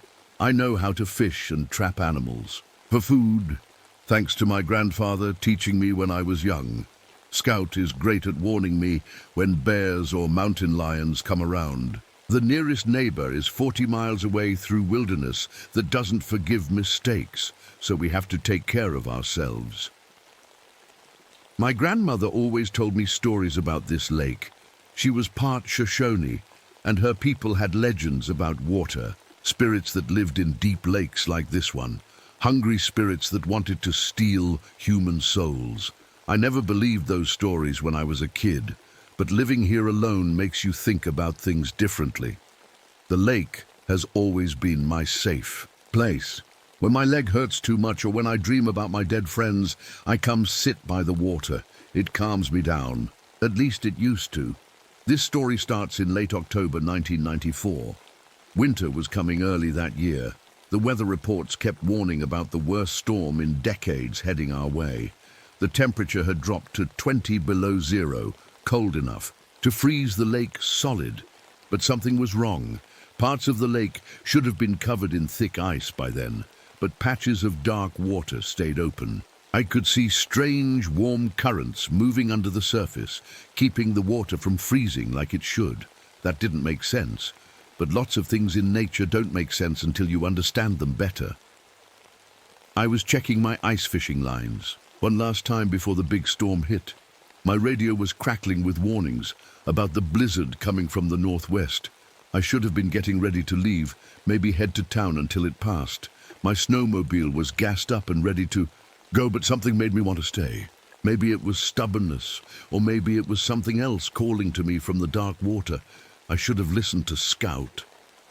He'd been acting strange around the lake for weeks, whimpering whenever waves touched the shore. Dogs know things we don't, and I should have paid attention. That's when I first noticed the ripples on the water's surface. Perfect circles spreading out in patterns that looked too regular to be natural. Like something big was moving deep underneath. Something that knew I was watching. The first really strange thing happened 3 days before the big storm was supposed to hit. I woke up in the middle of the night because Scout was whining. Not his usual warning bark when he heard a bear or coyote outside. This was different, a scared, worried sound that made my skin crawl. I looked at my watch. 2 in the morning. I got up and walked to the window that faces the lake. What I saw made no sense at all. The water was glowing, not bright like a flashlight, but soft and blue-green, like the glow sticks kids use on Halloween. The light was coming from deep under the water, pulsing like a slow heartbeat. Pulse, pause, pulse, pause. It reminded me of those nature shows where they film deep sea creatures that make their own light. But this was a mountain lake in Wyoming, not the ocean. I rubbed my eyes, thinking maybe I was dreaming. But the glow was still there. Scout pressed against my leg, shaking. His fur was standing up all along his back, the way it does when he's really scared. "What is it, boy?" I whispered, scratching behind his ears. "What do you see out there?" The glowing lasted about 10 minutes, then slowly faded away. I stood at that window for another hour, but it didn't come back. When I finally went back to bed, I kept thinking about my grandmother's stories. Water spirits, she used to say, hungry things that lived in the deep places. I told myself it was probably some kind of fish. Maybe a school of them had gotten trapped when the lake started to freeze. Fish do weird things when they're stressed. but I knew it wasn't fish. The next morning I went to check my fishing lines like always. That's when I found the second strange thing. All three of my lines were tangled up in knots, not regular knots, that happen when fish fight on the line. These were complicated, twisted patterns that looked almost like rope work. The kind of knots you'd need 2 hands and a lot of time to make. I've been fishing these waters for 2 years. My lines have never gotten tangled like that, not once. And there's no current strong enough in this lake to twist them into patterns. Like that, I spent an hour untangling them, and the whole time I felt like something was watching me from the water. Every few minutes I'd look up, expecting to see ripples or bubbles or something. But the lake surface was perfectly calm, too calm. That afternoon, Scout had his first seizure. We were walking along the shore, checking my trap line for rabbits. Scout always loved these walks. He'd run ahead, sniff around, chase squirrels up trees. Normal dog stuff that made me smile even on bad days. But when we got about 10 feet from the water's edge, Scout just stopped. His whole body went stiff, and his eyes rolled back until I could only see the whites. Then he started shaking all over, his legs jerking like he was being shocked. I dropped to my knees beside him. "Scout! Scout! What's wrong?" The seizure only lasted about 30 seconds, but it felt like forever. When it stopped, Scout looked around confused, like he didn't know where he was. Then he saw the lake and started backing away, whimpering. I carried him back to the cabin and called the emergency vet in town on my radio. She said seizures could be caused by lots of things, old injuries, poison, even stress. But Scout had never had problems before, and he sure hadn't eaten anything bad. "Bring him in when the storm passes," she said. "Keep him warm and watch for more episodes." That night, I took my water thermometer down to the lake. I wanted to understand why parts of it weren't freezing. The air temperature was 15 below zero. The water should have been just above freezing, maybe 33 degrees. My thermometer read 47 degrees in one spot, 62 degrees in another. One area near the deepest part of the lake was 78 degrees, warmer than a bathtub. That was impossible. There's no hot spring feeding into Bear Lake. I've lived here long enough to know every inlet and outlet. The water comes from snowmelt and a few small streams, nothing that could heat the lake like that. I tested the thermometer in a bucket of snow. It worked fine. 32 degrees, just like it should be. So why was the lake water so warm in patches? I was walking back to the cabin when I noticed my boots were wet. Not just damp from snow, soaking wet like I'd been standing in water. But I hadn't gone near the shoreline. I'd stayed on the dock the whole time, and the dock was 3 feet above the water level. I checked my footprints in the snow. They led straight from the cabin to the dock and back. No detours, no side trips to the water's edge. So how did my boots get soaked? That's when I found the fourth strange thing.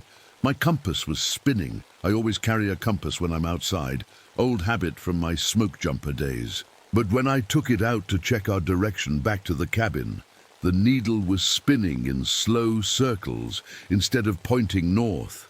Round and round, like it couldn't decide which way to point. I shook it, thinking maybe it was broken. But as soon as I walked away from the lake, the needle settled down and pointed north just fine. When I walked back toward the water, it started spinning again. Something in that lake was messing with magnetic fields. Something big enough and powerful enough to confuse a compass from 30 feet away. That night, I couldn't sleep. Every time I closed my eyes, I kept thinking about those glowing lights under the water, about my fishing lines tied in impossible knots, about Scout's seizure and my soaking wet boots. Around midnight, I heard something that made my blood turn cold. Waves, big waves, lapping against my dock and the shoreline. But there was no wind. The air was perfectly still, so quiet I could hear my own heartbeat. There was nothing that should have been making waves in the lake. I crept to the window and looked out. The water was moving like something huge was swimming just under the surface. The waves were rolling out in all directions from the deepest part of the lake, getting bigger as they spread. And in the moonlight I could see the water, moving in those same strange patterns I'd noticed before. Perfect geometric shapes that looked too organized to be natural, like something down there was making them on purpose. Scout was hiding under my bed, shaking. He wouldn't come out, no matter how much I coaxed him. I stood at that window for 2 hours, watching those impossible waves roll across the lake, watching those hypnotic patterns in the water that seemed to pull at my eyes, making it hard to look away. That's when I knew for sure that something was living in Bear Lake.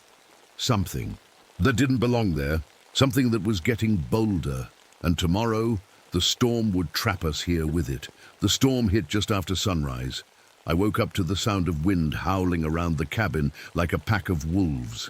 Snow was blowing so hard I couldn't see 10 feet past my windows.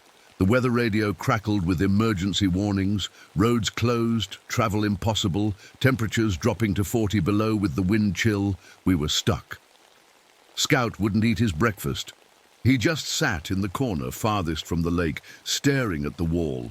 Every few minutes he'd whimper or let out a low growl at nothing I could see. I tried to keep busy, checked the wood stove, organized my supplies, cleaned my rifle. Normal. Things to keep my mind off the weird stuff that had been happening. But every time I looked out the window toward the lake, I felt like something was looking back. The storm was so thick I couldn't see the water, but I knew it was there. Waiting. Around. Then the wind died down for a few minutes, just long enough for me to see something that made my heart stop. The lake wasn't frozen. It should have been solid ice by now, especially with this storm. But through the blowing snow, I could see dark water moving. Big, slow waves rolling across. The surface, like something massive, was stirring underneath. That's when I saw it. A shadow under the water, long and dark, moving in curves like a giant snake. It had to be at least 60 feet long, maybe more. I couldn't tell how wide it was, but it was big enough to make those waves I'd been seeing. I rubbed my eyes, thinking the storm was playing tricks on me. But when I looked again, the shadow was still there, moving in slow, lazy circles near the deepest part of the lake. "Scout," I called softly. "Scout, come here." But Scout was having another seizure. His whole body was shaking and his eyes had rolled back again. This one lasted longer than the first, almost a full minute of him jerking and twitching on the floor. When it stopped, he looked at me with the most scared expression I've ever seen on a dog. Then he crawled under the kitchen table and wouldn't come out. That's when I heard it, a voice in my head, not my own voice, something else, speaking without words. It felt like someone was whispering directly into my brain. "Come to the water," it said. "Come to me." I shook my head hard, trying to clear it. Stress can make you hear things that aren't there. Being alone for too long can mess with your mind. That's all this was.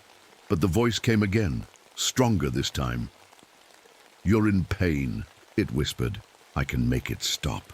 All you have to do is walk to the water." My left leg started throbbing, the one I'd broken in the accident. The pain was worse than it had been in months, shooting up from my ankle to my hip. I limped to the window, pressing my face against the cold glass. The water looked warm, inviting. I could almost feel how good it would be to step into that dark, heated lake. The voice was right. The water would make the pain go away. I found myself putting on my boots. That's when Scout started. Barking. Not his warning bark. This was desperate panic barking, like he was trying to save my life. He crawled out from under the table and grabbed my pant leg with his teeth, pulling me away from the door. The spell broke. I stumbled backward, my heart pounding. What the hell had I been thinking?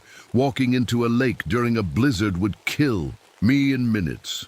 The water might be warmer than it should be, but it was still cold enough to stop my heart. I sat down hard on the floor, shaking. Scout pressed against me, whining softly. "Good boy," I whispered, scratching his ears. "Good boy, you saved me." But I knew whatever was in that lake wasn't done with me yet. The voice in my head got stronger as the day went on. Sometimes it sounded like my dead friends calling for help.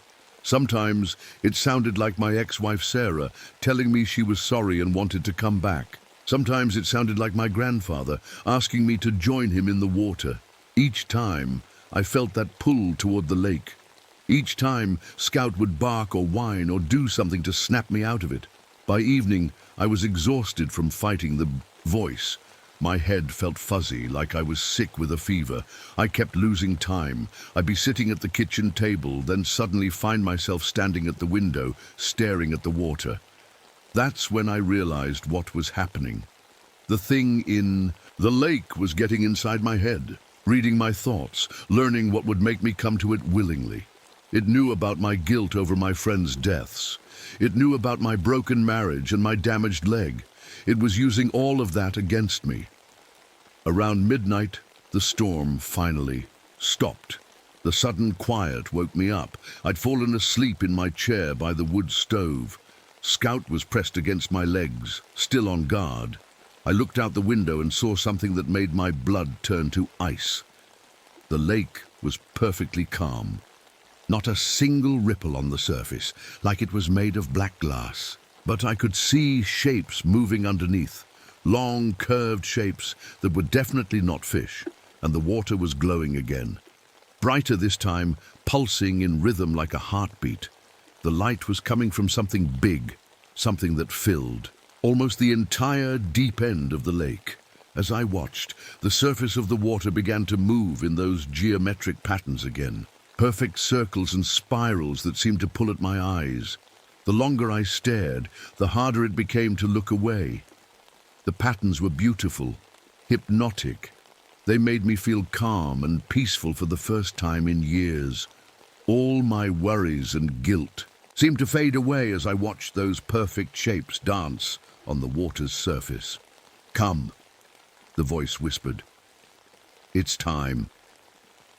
I stood up, my body moving without my permission. My legs carried me toward the door, and my hands reached for the handle. The patterns on the water were calling to me, promising peace and an end to all my pain.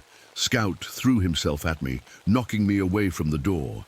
He grabbed my arm with his teeth, not biting, but holding on tight enough to hurt. The sharp pain broke the spell again. I fell to my knees, gasping like I'd been underwater. My heart was racing and my hands were shaking so bad I could barely pet Scout. "Thank you," I whispered to him. "Thank you for not letting me go." But as I sat there on the floor, I realized something terrible. The thing in the lake was learning, getting stronger. Each time it tried to control me, it got a little better at it. And each time Scout saved me, I could see the strain wearing on him too. He was exhausted from fighting something he didn't understand. How long could we keep this up? How long before the thing in the water finally won? I looked out the window one more time. The patterns on the surface had stopped, but I could still see that massive shadow moving in the depths, waiting, patient. It knew I was weakening. It knew that eventually Scout would get tired or I would let my guard down for just a moment too long. And when that happened, I would walk into that dark water, and I would never come back. I didn't sleep that night. Every time I closed my eyes, I could hear the voice calling to me from the lake. So I sat in my chair with my rifle across my lap, watching the windows, while Scout lay at my feet. The next morning brought a clear, cold day. The storm had passed, but the roads would still be blocked for days. No one was coming to help us. Tried to make coffee, but my hands were shaking so bad I spilled grounds all over the counter. When I looked in the mirror to shave, I barely recognized myself. My face was pale and thin, with dark circles under my eyes. I looked like I'd aged 10 years in 3 days. Scout wasn't doing much better. He hadn't eaten anything since the storm started, and he jumped at every little sound. Worse, he was having more seizures, 3 that morning alone, each one lasting longer than the last. I knew the thing in the lake was doing something to him, hurting him because he kept protecting me. Around noon, I made a mistake. I went outside to get more firewood from the pile near the cabin. I told myself I'd be quick, just grab an armload and get back inside. But when I stepped outside, the voice hit me like a punch to the gut. "Look at me," it whispered. I tried not to, but my head turned toward the lake anyway. The water was crystal clear in the bright sunlight, and I could see all the way to the bottom in the shallow parts. That's when I saw it clearly for the first time. It was a serpent, just like my grandmother's stories described, but bigger than anything that should exist. Its body was as thick as a truck, covered in dark scales that shifted color from black to deep green. The head was massive, with intelligent eyes that seemed to glow with their own light. And it was looking right at me. "You see me now," the voice said, and I could tell it was coming from that thing. "Good. We can talk properly." I wanted to run back to the cabin, but my legs wouldn't move. The creature's eyes held me frozen in place. "You're in so much pain," it continued. "The guilt eats at you every day, the loneliness, the way your leg aches when it's cold. I can take all of that away." Images flooded my mind. My 3 friends who died in the fire, but in these visions, they were alive and laughing. Sarah was there too, young and happy, like when we first met. Even my grandfather appeared, looking just like he did when I was a kid. "They're all here with me," the voice said. "In the water, waiting for you. All you have to do is come home." The images were so real, I could almost smell the campfire smoke from our old camping trips. I could hear my friends' voices calling my name. Sarah was reaching out her hand, smiling like she used to before everything went wrong. I took a step toward the water. That's when Scout came barreling out of the cabin. He hit me in the chest with his full weight, knocking me backward into the snow. The spell broke, and the beautiful images disappeared like smoke. The creature in the lake let out a sound I'll never forget. Not quite a roar, not quite a scream. It was the sound of pure rage, so loud it made the windows of my cabin rattle. Scout was having the worst seizure yet. His whole body was thrashing in the snow, foam coming from his mouth. I scooped him up and ran for the cabin, slamming the door behind us. It took Scout almost 5 minutes to come out of it. When he finally did, he looked up at me with exhausted eyes, then crawled under the kitchen table again. That's when I realized the horrible truth. Every time Scout saved me, the thing in the lake hurt him more. It was trying to wear him down, make him too weak to protect me. And it was working. The attacks got worse as the day went on.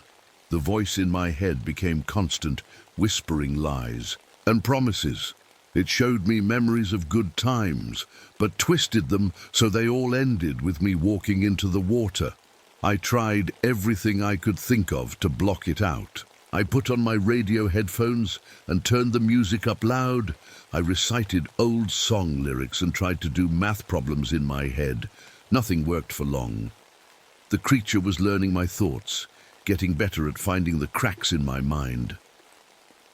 Around dinner time, I caught myself standing at the kitchen sink, filling a pot with water. I didn't remember deciding to do it, but there I was, staring at the water, like it was the most beautiful thing I'd ever seen. "Just a taste," the voice whispered. "Just put your hands in, feel how warm and safe it is." I was about to stick my hands in the pot when Scout barked once, a sharp, desperate sound. I dropped the pot and water splashed everywhere, but it wasn't regular water anymore. It was warm, and it glowed with that same blue-green light I'd seen in the lake. Somehow, the creature had gotten into my cabin's water supply. I grabbed Scout and backed away from the sink. The glowing water was spreading across the floor, moving toward us like it was alive. "No," I said out loud, my voice shaking. "You can't have us. We won't go." The glowing stopped, and the water faded back to normal. But I knew it had just been a test. The thing was showing me that nowhere was safe. It could reach us anywhere. That night was the worst yet. I couldn't trust anything. Not the water, not my own thoughts, not even my memories. The creature kept showing me visions of my friends and family, all calling for me to join them in the lake. Scout had 6 more seizures. Each one left him weaker and more confused. By midnight, he could barely lift his head. I knelt beside him, tears running down my face. "I'm sorry, boy," I whispered. "I'm so sorry this is happening to you." That's when the creature made its biggest mistake. It tried to copy Scout's voice in my head. "Let me go," it said, trying to sound like my dog. "Stop fighting. Let me rest." But I knew Scout would never give up on me, never. That fake voice just made me angry instead of sad. "You don't know him at all," I said to the lake through the window. "He's stronger than both of us." As if he heard me, Scout lifted his head and looked at me. His eyes were tired, but they were still determined, still fighting. We were both exhausted, scared, and running out of strength. But we weren't beaten yet. The creature in the lake had made one thing clear, though. It wasn't going to wait much longer. Tomorrow, it would try something bigger. Something we might not be able to fight. I had to find a way to stop it before it killed us both. I spent the rest of the night making a plan. The creature was getting stronger, and Scout was getting weaker. We couldn't keep playing defense forever. I had to attack it somehow. But how do you kill something that big living at the bottom of a lake? Then I remembered something my grandfather told me when I was young. He said the old Shoshone hunters had a saying, "When you can't reach your enemy, make your enemy come to you." I looked around the cabin thinking, what did I have that could hurt a 60-foot serpent? My rifle wouldn't do much against something that size. My hunting knife was a joke. But I had other things. I had a wood stove that burned hot enough to heat the whole cabin. I had 5 gallons of kerosene for my heater. I had propane tanks for my camp stove. And I had a cabin made of old dry wood that would burn like paper. If I couldn't go to the creature, maybe I could make it come to me. The plan was simple and probably stupid. I would make the creature angry enough to attack the cabin directly. When it came after me, I'd turn the whole place into a trap. A fire trap. It meant destroying the only home I had left. It meant risking both our lives on a plan that might not work. But doing nothing meant dying slowly as the creature picked us apart piece by piece. I started getting ready just before dawn. First, I poured kerosene all around the inside walls of the cabin. Not enough to start a fire by accident, but enough to make the place go up fast when I was ready. Then I opened the propane tanks and left them near the windows facing the lake. If they got hot enough, they'd explode and take half the cabin with them. Scout watched me work. He was too weak to stand up much, but I could tell he understood something big was about to happen. Every few minutes he'd look toward the lake and growl softly. "I know, boy," I told him. "We're going to end this today, one way or another." When everything was ready, I sat down by the window with my rifle and waited for the sun to come up. I didn't have to wait long for the creature to notice what I'd done. As soon as the first light hit the lake, I felt that familiar voice in my head. "What are you planning?" it asked. For the first time, it sounded worried. "Come and find out," I said out loud. That made it angry. The water started churning like it was boiling. Waves crashed against my dock hard enough to crack the wooden posts. The creature's shadow moved back and forth under the surface, fast and agitated. "You can't hurt me," it said. "I'm too big, too old, too strong." "Maybe," I said. "But you want something from me, don't you? You've been trying to get me into that. Water for days. So come get me." The attacks on my mind got worse. The creature showed me visions of the cabin burning with Scout and me trapped inside. It showed me my friends' bodies in the Colorado fire, burned beyond recognition. It tried to make me feel the pain of my broken leg all over again, but I was ready for it this time. Every time the vision started, I focused on the kerosene smell in the cabin. I thought about the plan, about what I had to do. The creature couldn't control thoughts I kept changing. "You're making a mistake," it warned. I was being gentle with you. "I can be much worse." "Do your worst," I said. That's when the real attack began. The cabin started shaking like there was an earthquake. Water began seeping up through the floorboards. That same glowing, warm water I'd seen before. It spread across the floor in streams, reaching toward Scout and me like fingers. I picked up Scout and put him on the kitchen table, out of reach of the water. He was barely conscious, but he licked my hand to let me know he was still with me. The creature's shadow grew larger under the lake. I could see it clearly now, coiled up like a giant spring, getting ready to launch itself at my cabin. Last chance, the voice said.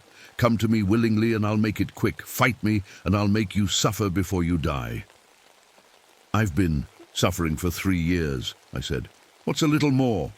I lit a match. The creature exploded out of the lake like a missile. I'd never seen anything so big move so fast. 60 feet of serpent came crashing through the air, water streaming off. Its scales. Its head was the size of a car, with teeth like railroad spikes, and eyes that burned with hate.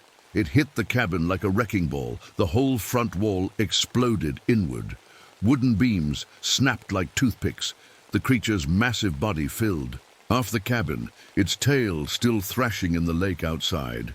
I dropped the match. The kerosene caught fire instantly. Flames raced along the walls and ceiling, turning my home into an oven. The heat hit me like a physical blow, but I didn't run. Not yet. The creature screamed, a sound that shattered every piece of glass in the cabin. It tried to pull back toward the lake, but it was stuck. Its body was too big for the hole it had made coming in. That's when Scout did something amazing. Even though he could barely move, he jumped off the table and bit down on the creature's neck. His teeth found a gap between the massive scales, and he held on tight. The creature thrashed harder, trying to shake him off, but Scout wouldn't let go. He was buying me time to get out. The propane tanks started heating up. I could hear them creaking and groaning as the pressure built inside them. Any second now, they'd explode. I grabbed Scout around the middle and pulled him away from the creature. He finally let go, his mouth bloody from where he'd bitten through those iron-hard scales. "Good boy," I gasped. "Now we run!" I threw Scout over my shoulder and headed for the back door. The cabin was completely on fire now, flames everywhere. The creature was still stuck in the front wall, screaming and thrashing as the fire burned. Its ancient flesh.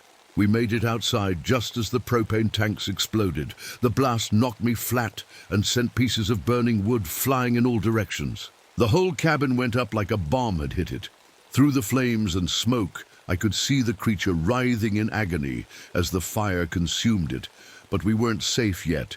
The explosion had freed the creature from the cabin wreckage. Badly burned and furious, it came sliding across the snow toward us, leaving a trail of melted ice and blood. I tried to run, but my bad leg gave out. I fell hard, and Scout tumbled out of my arms.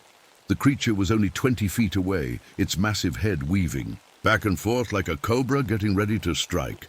"You think fire can kill me?" The voice in my head was weak, but still angry. "I've lived for thousands of years. I've survived ice ages and floods, and Scout barked once, just once. But it was the loudest bark I'd ever heard from him. The creature stopped talking. Its burning eyes focused on my dog, and for the first time, I saw something like fear in them. Scout was standing between me and the monster. He was hurt and exhausted and probably dying, but he wasn't backing down. His fur was standing up, his teeth were bared, and he was ready to fight something 100 times his size. That's when I understood what my grandmother had meant about water spirits. They fed on fear and despair and loneliness. But Scout wasn't afraid. Even facing death, he was brave and loyal and full of love. The creature couldn't handle that. It had never encountered anything like Scout before. While it hesitated, confused by a courage it couldn't understand, I did the only thing could think of. I crawled to the edge of the lake and broke through the thin ice with my rifle butt. The water was still warm from the creature's body heat, but it was water, just water, not the glowing, hypnotic stuff it had been showing me. "No," the creature said, understanding what I was planning. "The lake is mine." "You can't." I rolled into the water, The cold hit me like a sledgehammer, but I kept moving. I went under the surface and opened my eyes. Even in the murky water, I could see the creature's massive body above me, outlined against the flames of my burning cabin. I swam underneath it and found what I was looking for, a section of its belly where Scout's teeth had torn through the scales. The wound was small, but it was bleeding. I pulled out my hunting knife and drove it into the wound as hard as I could. The creature's scream was so loud, it cracked the ice all around us. It thrashed wildly, trying to get away, but I held onto my knife and twisted it deeper. Black blood poured into the water. The creature's movements got weaker and more desperate. I could feel its life leaving it, flowing out through the wound I'd made. "Please," the voice whispered in my head, weaker. "Now." I just wanted companionship. I've been alone so long. For a moment, I almost felt sorry for it. But then I thought about what it had done to Scout, how it had tried to control us and hurt us. I twisted the knife one more time. The creature went still. I swam to the surface, gasping for air. The burning cabin lit up the whole lake, turning, the water orange and red. Pieces of the dead creature were already sinking toward the bottom. Scout was waiting for me at the shoreline, his tail wagging weakly. I crawled out of the lake and collapsed beside him in the snow. "We did it, boy," I whispered. "We actually did it." But as I lay there, getting colder by the minute, I realized we had a new problem. My cabin was gone. The temperature was dropping fast. And I was soaking wet in the middle of a Wyoming winter. We might have killed the monster, but we still might not survive the night. I don't remember much about the next few hours. The cold was so bad, it made thinking impossible. My wet clothes turned to ice against my skin. Scout and I huddled together in the snow, watching my cabin burn down to nothing. The fire kept us warm for a while, but fires don't last forever.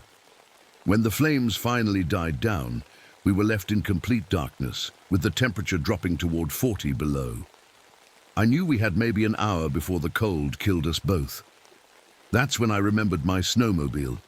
It was parked in the small shed behind where the cabin used to be.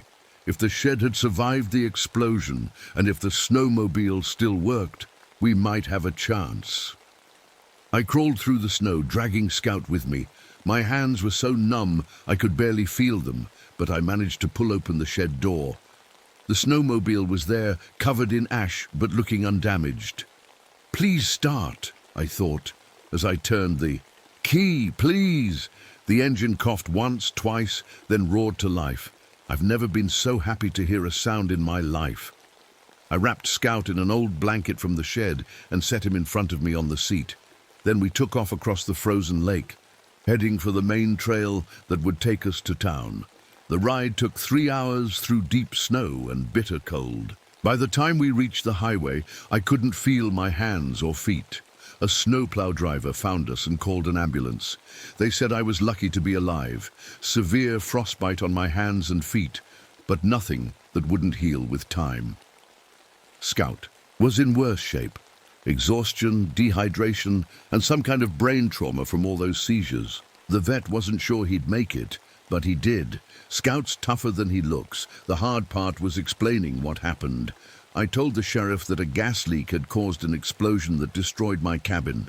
Not exactly a lie. There had been propane involved. I said Scout and I barely escaped with our lives. Nobody asked about the creature.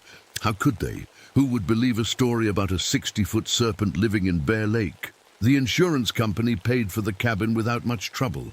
Accidental explosions happen in remote places all the time. I used the money to buy a small house in town, as far from any large body of water as I could find. That was 6 months. Scout recovered mostly. He still has seizures sometimes, but not as bad as before. He won't go near water, though. Not even his drinking bowl if it's too full. The vet says it's trauma from whatever happened to him at the lake. If only she knew. As for me, well, I'm alive. That's something, I guess. But I'm not the same person I was before Bear Lake. The creature left marks on me that go deeper than frostbite scars. I can't take showers anymore. Even the sound of running water makes my heart race. When it rains, I have to close all the curtains and turn up the TV loud so I can't hear it hitting the windows. Swimming pools, rivers, even puddles in the street. They all make me remember those hypnotic patterns, those voices in my head trying to pull me down. The worst part is that sometimes late at night I still hear the creature calling to me. Not the same one. That thing is dead, burned to ash at the bottom of Bear Lake, but its voice echoes in my dreams, and sometimes I wake up walking toward the bathroom with the bathtub faucet running. I've started warning people, campers, fishermen, anyone I hear talking about visiting remote lakes in Wyoming. I tell them to be careful, to watch for strange signs. Most of them think I'm crazy, just another old guy who spent too much time alone in the woods. But some listen. A few even thank me later, saying they saw weird lights under the water or heard voices calling to them, and they remembered my warnings and got out fast. Because here's the thing nobody wants to hear. The creature in Bear Lake wasn't the only one. Last month, a fisherman disappeared at Jenny Lake.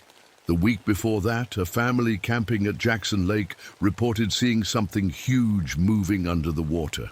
Their kids had nightmares for weeks afterward, saying something was trying to talk to them in their sleep. The authorities blame accidents, drownings, wild animal attacks, anything except the truth. But I know better now. My grandmother's people were right. There are things in the deep water that hunger for human souls. Ancient things that have been sleeping in mountain lakes for thousands of years, and they're waking up. I keep Scout close these days. He's the only one who really understands what we went through together. Sometimes I catch him staring at me with those intelligent eyes, and I know he's thinking the same thing I am. We won the battle, but the war isn't over. Just last week, I got a call from a park ranger at Yellowstone Lake. 3 campers had gone missing, and there were reports of strange lights in the water. The ranger had heard about what happened to me at Bear Lake. Rumors travel fast in small communities. Would you be willing to come take a look? He asked. Maybe tell us what to watch for. I looked at Scout, who was lying by my feet. His ears perked up when he heard the word lake, and I could see the old fear and determination in his eyes. He was scared, but he was ready to fight again if he had to. Yeah, I told the ranger. We'll come take a look, because somebody has to warn people. Somebody has to stand guard against the things that live in dark water and whisper lies in the night. And maybe, if we're lucky, Scout and I can save a few more lives before these creatures figure out how to leave their lakes and come looking. Who for us on dry land? That's a thought that keeps me awake at night. But it also keeps me fighting. After all, we beat one monster already. How hard could the rest of them be? Tetro.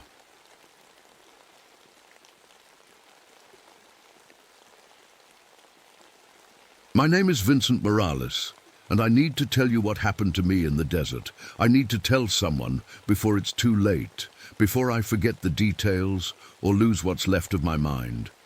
It was 1982, and I was living like a ghost in the Superstition Mountains of Arizona. The sun was just coming up that morning, painting the rocky peaks red like blood. I'd been camping in this hidden canyon for almost 2 years, mining for gold where I wasn't supposed to be. The government said it was illegal, but I didn't care anymore. I needed that gold more than I needed to follow rules. My burro Pablo was acting strange that morning. Usually, he'd be calm and quiet, but his ears kept twitching like he was hearing sounds I couldn't hear. He kept looking up at the canyon walls with wide, scared eyes. Pablo had been with me for months, and I'd never seen him act like this before. "What's wrong, boy?" I asked him, scratching behind his ears, but he just snorted and moved closer to me, like he was trying to hide. The canyon was perfect for hiding. The walls went straight up about 200 feet on both sides, like giant stone. Walls protecting me from the outside world. I had water from a little spring, shade from the rocks, and most importantly, I was alone. No people, no questions, no reminders of the life I'd left behind. I used to be a border patrol agent. My partner Miguel and I worked together for 3 years, watching the desert, catching people trying to cross illegally. Miguel was my best friend, the only person who understood the loneliness of that job. We'd sit in our truck for hours, talking about our families, our dreams, making jokes to pass the time.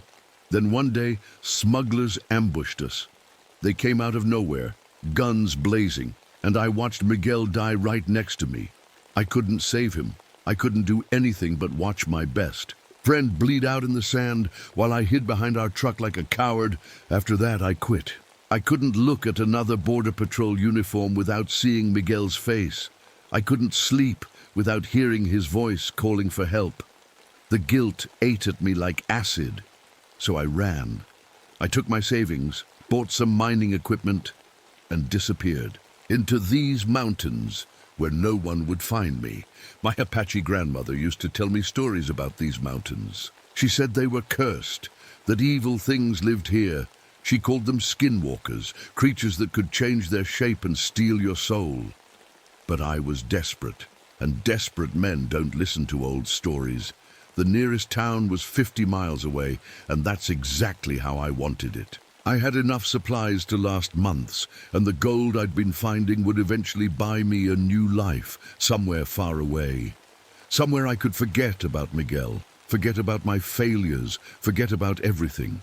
But that morning felt different. Pablo's fear was real, and animals know things we don't. The desert was too quiet. Usually you'd hear birds singing, bugs buzzing, lizards scurrying around, but there was nothing. Just the sound of wind moving through the rocks, and even that sounded wrong somehow. I tried to ignore it and focus on my work. I had a good spot near the spring where the gold flakes were bigger and more frequent. Every day I'd chip away at the rock, pan the dirt, and slowly build up my little collection of gold dust. It wasn't much yet, but it was hope. It was a future that didn't include nightmares about Miguel. The temperature was already climbing, even though it was still early. Morning. By noon, it would be over 115 degrees. Hot enough to kill a man if he wasn't careful, but I knew how to survive in the desert. Vietnam taught me that. The Border Patrol taught me that. And losing everything taught me that survival was all that mattered. I kept Miguel's badge in my pocket, the metal warm against my leg. Sometimes I'd take it out and stare at it, remembering better times. But today I didn't want to think about the past. I just wanted to dig, to find enough gold to disappear forever. Pablo stayed close to me all morning, never wandering off like he usually did. He kept looking at the canyon walls, his nostrils flaring like he was smelling something dangerous. I followed his gaze but saw nothing except red rock and blue sky. Probably just a mountain lion, I told him. But even I didn't believe it. As the sun got higher, the shadows in the canyon grew shorter. The rocks began to shimmer with heat, and I could feel sweat starting to form under my hat. This was my world now. Heat, rocks, silence, and the constant search for gold that might never be enough. I didn't know then that something was already watching me. Something that had been waiting in these cursed mountains for a long time. Something that was hungry for more than gold. Something that knew about Miguel, about my guilt, about the pain I carried in my heart. But I was about to find out. The strange things started small. Little things that I tried to explain away because I didn't want to believe what was happening. The first weird thing was my tools. I always put my pickaxe, shovel, and gold pan in the same spot every night before going to sleep, right next to my tent, lined up neat and tidy. But 3 mornings in a row, I woke up to find them moved. Not just moved a little, moved to completely different places. One morning, my pickaxe was stuck in the ground 50 feet away, like someone had thrown it there with incredible strength. Another morning, my gold pan was sitting on top of a boulder I couldn't even climb without a ladder. There was no way the wind could have done that. I told myself maybe I was sleepwalking. Stress can make people do strange things, and I'd been under a lot of stress since Miguel died. But deep down, I knew I wasn't moving those tools. Pablo knew it too. He started refusing to go near certain parts of the canyon. There was one area, about 100 yards from our camp, where he would stop dead in his tracks. His whole body would shake, and he'd make these awful braying sounds, like he was terrified. No matter how much I pulled on his rope, he wouldn't go any closer. "Come on, Pablo," I'd say, trying to sound calm. "There's nothing there," but there was something there. I could feel it watching us. Then I found the footprints, human footprints, in the soft sand near the spring. That should have been impossible. Nobody knew where I was. The Border Patrol had given up looking for me months ago, assuming I'd died in the desert heat like so many others. I followed the prints, thinking maybe some hiker had gotten lost and wandered into my canyon. But as I tracked them, something impossible happened. The human footprints slowly changed into animal tracks, not gradually. I could see the exact spots where human feet became paw prints. The prints were getting bigger too, like whatever made them was growing as it walked. They looked like coyote tracks, but they were huge, much bigger than any coyote I'd ever seen. I stood there staring at those tracks for a long time, trying to make sense of what I was seeing. The sun was hot on my back and sweat was dripping into my eyes, but I felt cold inside, really cold. That night, I couldn't sleep. Every little sound made me jump. The desert is never completely quiet. There are always small animals moving around, insects chirping, wind blowing through the rocks. But now those normal sounds seemed threatening. Around midnight I heard voices, quiet whispers floating on the wind, speaking in a language I didn't understand. It sounded like Apache, the language my grandmother sometimes spoke when she was telling her old stories. But there was nobody else in the canyon. I was sure of that. I grabbed my flashlight and looked around, but the light just made the shadows seem darker and more frightening. The whispers continued for about 10 minutes, then stopped suddenly, like someone had turned off a radio. Pablo was pressed against the side of my tent, trembling. I'd never seen him so scared. "It's okay, boy," I whispered, but my voice was shaking too. The next day I found something that made my blood run cold. Rock cairns, small piles of stones stacked in careful patterns, had appeared overnight all around our camp. I counted 12 of them, arranged in a perfect circle. Each pile was exactly the same height, made from rocks that hadn't been there the day before. Someone or something had been working while I slept, just a few feet from my tent, and I hadn't heard a thing. I knocked down all the cairns, kicking the rocks away in anger and fear. But the next morning, they were back. Same positions, same height, like nothing had happened.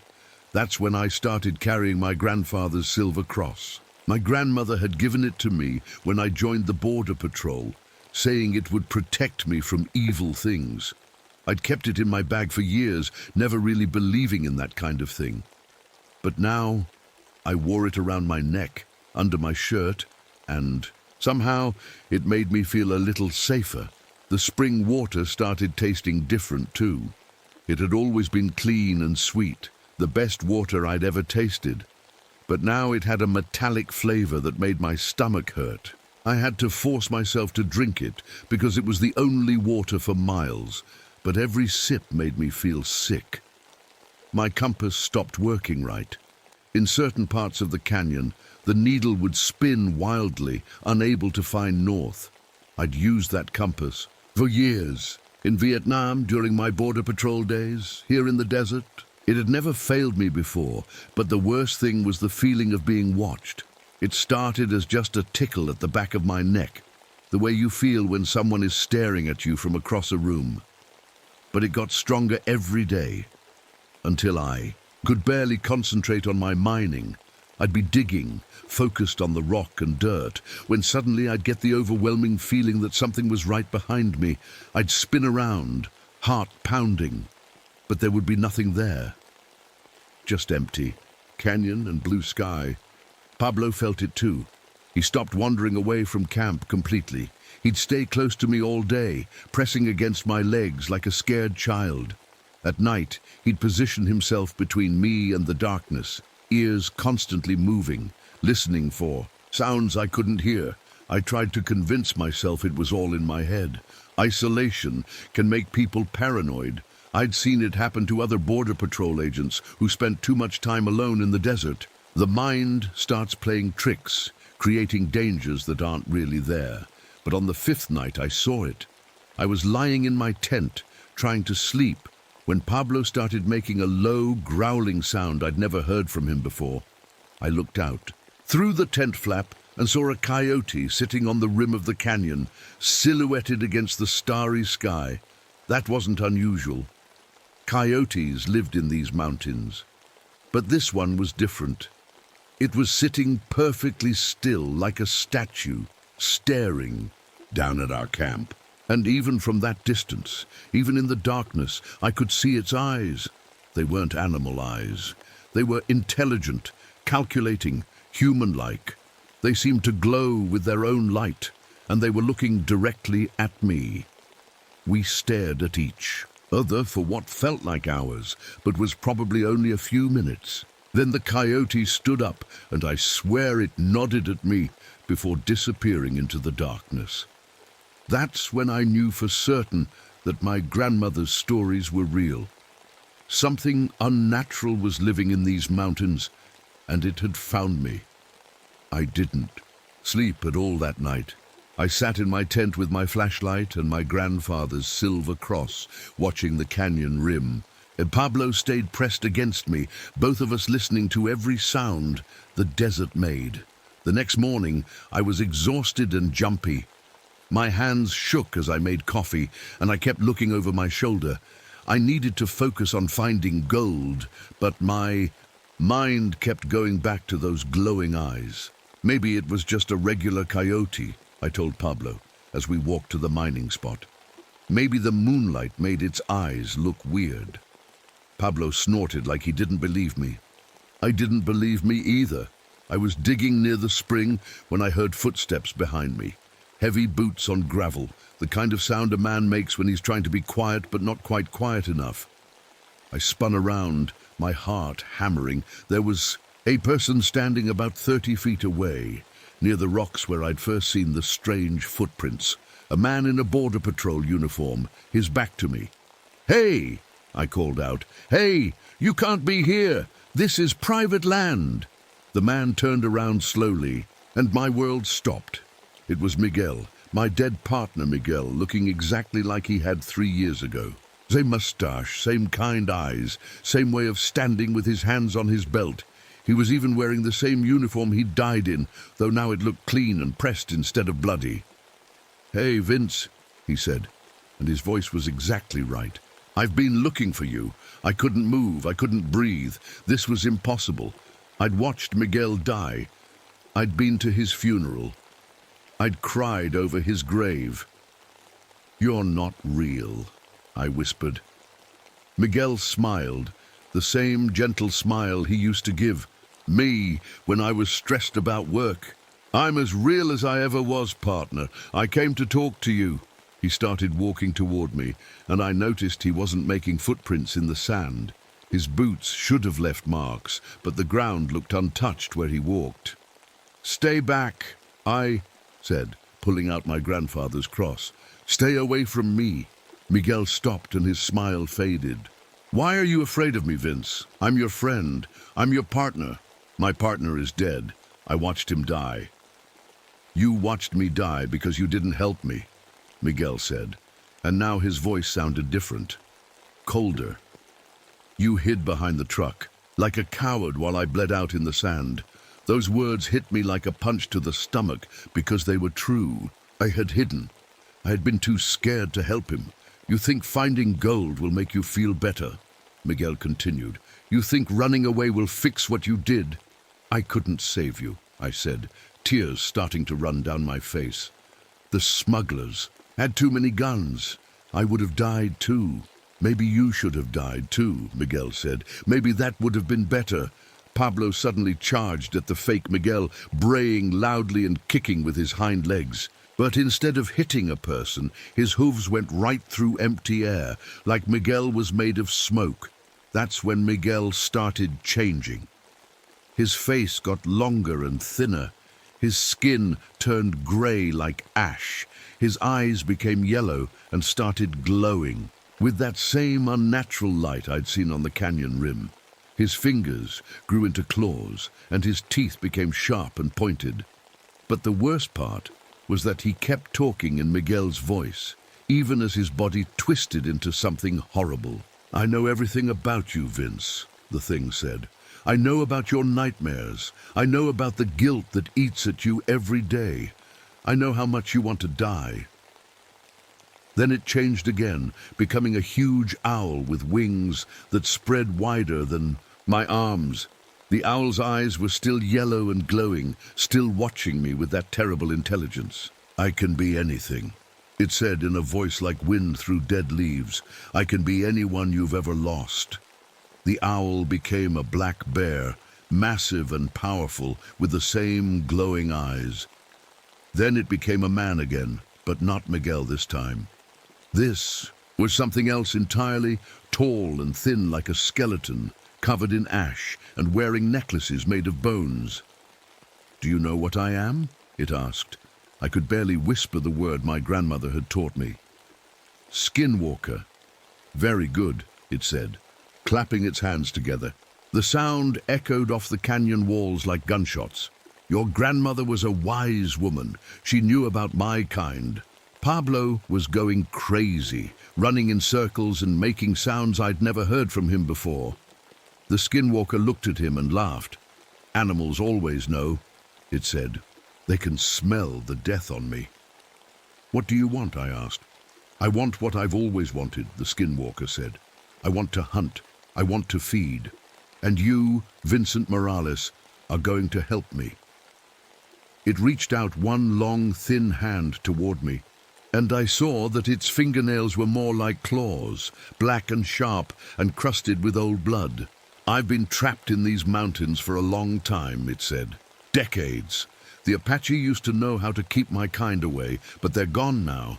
It's just me and the desert and the occasional lost soul who wanders into my territory." "Like me," I said. "Like you. But you're special, Vincent. You're full of guilt and pain and self-hatred. Those emotions make you taste better. They make you stronger when I take your body." "Take my body?" The skinwalker smiled, showing rows of sharp teeth. "That's what we do. We steal the skin of our victims and wear it like clothing. Then we go out into the world and hunt in their place."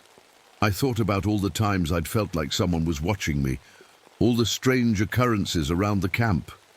The skinwalker had been studying me, learning my habits, figuring out how to become me. "I already know everything about your life," it said, proving my thoughts correct. "I know about your time in Vietnam, your years with the Border Patrol, your family back in Phoenix. When I take your skin, I'll become you perfectly. No one will ever know the difference." Pablo suddenly charged again, but this time the skinwalker was ready. It reached out one hand and touched my burro's forehead, and Pablo dropped dead instantly, just like that. 1 second he was alive and fighting. The next, he was lying still in the sand. I screamed and ran to Pablo, dropping to my knees beside him. His eyes were still open, but they were empty now. Whatever the skinwalker had done, it had sucked the life right out of him. "I'm sorry you had to see that," the skinwalker said, and it actually sounded sorry. But he was going to be a problem. Animals can sense what I am, and they never stop fighting. I held Pablo's head in my lap, crying like a baby. He'd been my only friend for months, my only companion in this lonely place. And now he was gone because of me, because I'd brought this evil thing into his world. "Don't be sad," the skinwalker said. "Soon you'll be with him, and I'll be you, living your life, wearing your face." I looked up at the creature and I saw something in its glowing eyes that scared me more than anything else. Hunger. This thing was hungry for more than just my body. It was hungry for my memories, my relationships, my entire existence, and I realized that killing me was just the beginning of what it planned to do. After Pablo died, something broke inside me. I sat there holding his head for a long time, not caring that the skinwalker was watching me. My only friend was gone, and it was my fault for coming to this cursed place. "Get up," the skinwalker said finally. "We have things to discuss." I looked up at it through my tears. "Just kill me and get it over with." "Oh no," it said, shaking its head. "Death is just the end.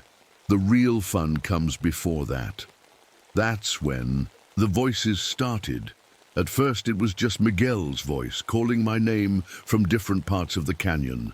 I'd hear him shouting, "Vince, help me!" And I'd run toward the sound, thinking maybe somehow he was really there. But I'd find nothing, except empty rocks and shadows. Then other voices joined in. My father, who died when I was 12. My army sergeant from Vietnam, other border patrol agents I'd worked with over the years, all of them calling to me, asking why I hadn't saved them, why I'd let them down. "I didn't let you down, Dad," I said to the empty canyon. "You had a heart attack. I was just a kid." But my father's voice came back, sounding disappointed and sad. "You could have called the ambulance faster, son. You could have tried harder." The voices followed me everywhere. When I tried to sleep, they whispered in my ear. When I tried to eat, they told me I didn't deserve food. When I tried to work on my mining, they reminded me of every mistake I'd ever made. The skinwalker would appear in different forms throughout the day, sometimes as people I knew, sometimes as animals, sometimes as that horrible skeletal thing, covered in ash and bones. But no matter what shape it took, it was always watching me, always studying me. "You're losing your mind," it said one afternoon, appearing as my grandmother. "I can see it happening. Your thoughts are getting all mixed up." It was right. I was having trouble remembering things. Sometimes I'd forget what I was doing in the middle of doing it. I'd find myself standing in places with no memory of how I got there. The heat and the stress and the lack of sleep were making everything fuzzy. "That's good," the skinwalker said. "When your mind breaks completely, it'll be easier for me to take over." I tried to leave the canyon several times, but I kept getting lost. Paths that I knew led out would somehow turn back on themselves. Rocks that I used as landmarks would be in different places. The canyon itself seemed to be changing, like the skinwalker was controlling it somehow. "You can't leave," it explained, sitting on a boulder in the form of a coyote. "This is my home, and I control everything here, the rocks, the paths, even the way the shadows fall." I'd walk for hours, thinking I was heading toward the canyon mouth, only to find myself back at my camp. It was like being trapped in a maze that kept changing its walls. The worst part was the dreams. When I finally managed to fall asleep, the skinwalker would be there waiting for me. It would show me things, horrible things I don't want to describe. It would make me relive Miguel's death over and over, but each time it was worse. Each time I was more of a coward. "This is what really happened," it would whisper in my ear as I watched Dream Miguel die again. "You didn't hide because you were scared. You hid because you wanted him to die. You were jealous of him." "That's not true," I'd say, but part of me wondered if it was. "You wanted his wife to notice you," the skinwalker continued. "You wanted his kids to like you better, so you let him die." Even when I was awake, the dreams felt real. I started to doubt my own memories. Maybe I had been jealous of Miguel. Maybe I could have saved him if I'd really tried. The skinwalker fed on these doubts, growing stronger as I grew weaker. One day I found drawings on the canyon walls that hadn't been there before. Old drawings, like the ones Native Americans used to make. But these weren't normal pictures of animals and hunting. These showed stick figures being chased by something with glowing eyes.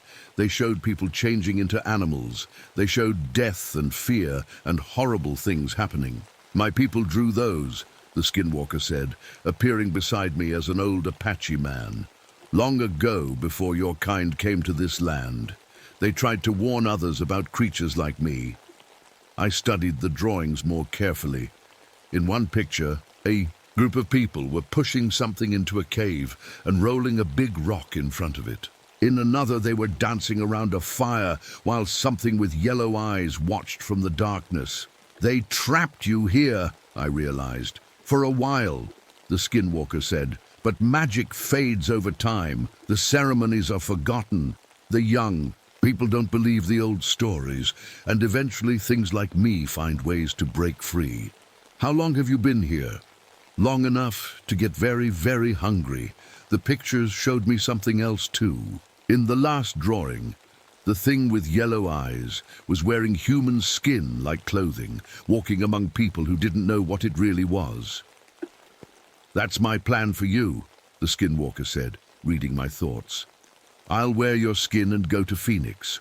I'll visit your sister, your nephew, all the people who knew Vincent Morales. They'll think I'm you, just changed by grief and time in the desert. The idea of this thing pretending to be me, fooling my family, made me sick to my stomach. And then what? I asked. Then I hunt, it said simply. I feed, and when people start to disappear, they'll blame you. Vincent Morales will become a serial killer, a madman who snapped after his partner's death. I understood now why it was taking so long to kill me. The Skinwalker wasn't just stealing my body, it was stealing my entire life, my identity, my relationships with everyone I cared about. It would use my face to do terrible things, and everyone would think I had done them. You're a monster, I said. I'm a survivor, it replied, just like you. The only difference is that I'm better at it. That night I made a decision, and I couldn't escape the canyon, and I couldn't fight this thing directly. But maybe I could find another way. Maybe I could use the one advantage I had. I knew these mountains, and I knew something about explosives from my army days. If I couldn't save myself, maybe I could at least stop the Skinwalker from hurting anyone else. But first, I had to survive long enough to put my plan into action, and the Skinwalker was getting impatient. I could see it in those yellow eyes, in the way it watched me like a cat watching a mouse. Time was running out. I had one chance and I knew it. The Skinwalker was getting tired of playing with me. I could see it in the way it looked at me. Now, like a person who's finished with their food and is ready to clear the table. In my old Border Patrol gear, I still had some things from my army days that I'd never thrown away. 3 small charges of C4 explosive, the kind we used to clear roadblocks in Vietnam. I'd kept them all these years, telling myself they might be useful someday. Today was that day. The Skinwalker was getting careless too. It spent less time watching me and more time talking, telling me stories about all the people it had killed over the years. It was proud of what it had done, like an artist showing off paintings. There was a family in 1963, it said, sitting by my dead campfire, in the form of a young girl. A mother, father, and 2 children. They were camping near here, just like you. I took the father's skin first, then used his face to convince the others to come deeper into the canyon. I pretended to listen while I slowly moved my hands toward my backpack where the explosives were hidden. The children trusted me because I looked like their daddy, it continued. Right up until the end. You're sick, I said, trying to keep it talking. I'm hungry, it corrected, and I'm very, very good at what I do. My fingers found the first charge. The C4 was still good. Military explosives don't go bad for decades if you store them right. I had learned how to use them in the army. How to set timers, how to make things go boom when and where you wanted them to. What are you thinking about, Vincent? The Skinwalker asked, suddenly suspicious. Its yellow eyes were staring right at me. Nothing, I said quickly, just listening to your story. But it was already changing, growing larger, becoming that horrible skeletal thing covered in ash and bones. You're planning something. I can smell it on you. I pulled out my grandfather's silver cross and held it up. The Skinwalker hissed and stepped back, smoke rising from its skin where the cross's light touched it. That won't save you, it snarled. It will only delay me. Maybe, I said, backing toward the old mine shaft I'd been digging for 2 years. "But it'll hurt you enough." The skinwalker lunged at me, its claws reaching for my throat. I swung the cross at its face, and where the silver touched its skin, the flesh burned and bubbled like acid. It screamed and jumped back, holding its damaged cheek. "You little worm," it shouted, its voice echoing off the canyon walls. "I'll make your death last for days." I ran for the mine shaft, the skinwalker right behind me. I could hear its claws, scraping against the rocks as it chased me, could feel its hot breath on my neck. But I made it to the entrance just ahead of it. The mine shaft went back about 50 feet into the mountain. I dug it following a vein of gold, making it just wide enough for me and Pablo to work in. The roof was supported by old wooden beams. I'd put up myself, and I knew exactly which beam was the most important one. "There's nowhere to run now," the skinwalker said, following me into the tunnel. Its eyes glowed in the darkness like 2 yellow lamps. "This is just a hole in the ground." "Yeah," I said, pulling out the first charge of C4. "My hole." I slapped the explosive against the main support beam and set the timer for 30 seconds. The skinwalker saw what I was doing and tried to rush me, but I held up the silver cross again, keeping it back. "You're going to kill us both," it said, and for the first time it sounded scared. "That's the idea," I said, setting the second charge. Against another beam, the skinwalker tried a different approach. It changed back into Miguel, my dead partner, looking exactly like he had in life. "Vince, don't do this," Miguel's voice said. "We can work something out. We can be partners again, like the old days." "You're not Miguel," I said, placing the third charge. "Miguel was a good man. You're just a thing that wears people's faces." "But I have all his memories," the fake Miguel said. "I remember our first day together, when you were so nervous you spilled coffee on your uniform. I remember the time we helped that lost kid find his parents. I remember everything Miguel ever knew about you." For a second, I almost believed it. The voice was so perfect, so real. But then I remembered Pablo, lying dead in the sand because this thing had touched him. I remembered all the people it had killed over the years, all the families it had destroyed. "Memories don't make you human," I said, "and wearing someone's skin doesn't make you them." The timer on the first charge showed 10 seconds left. The skinwalker realized I was serious and tried to rush past me toward the mine entrance, but I tackled it, holding on tight.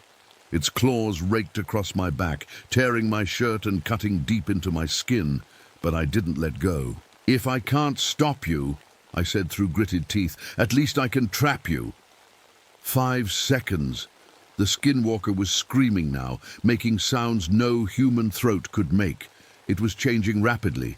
Miguel to coyote, to owl, to that horrible skeletal thing and back again, like it couldn't decide what form to die in. 3 seconds. I let go and ran for a crack in the mine wall that I'd noticed weeks ago. It was barely wide enough for a person, but I'd always wondered where it led. 2 seconds. I squeezed into the crack just as the explosives went off. The sound was like the world ending. Tons of rock came crashing down, filling the mine shaft completely. The mountain shook and dust filled my lungs so thick I couldn't breathe. I felt the skinwalker's claws grab my leg just as the rocks buried it, but then the grip was gone. I crawled through the crack for what felt like hours, following a narrow passage that led up and out of the mountain. When I finally emerged, I was on the other side of the canyon, far from my old camp. The sun was setting, painting the rocks red again, just like that first morning when all this started. I looked back at where the mine had been. The entrance was completely sealed under thousands of tons of rock. Nothing could get out of there. Nothing could survive that. But I had survived barely. My back was bleeding from the skinwalker's claws, and I was weak from days, without proper food or sleep. I had no water, no supplies, no way to get home except to walk. I stumbled through the desert for 3 days before a park ranger found me.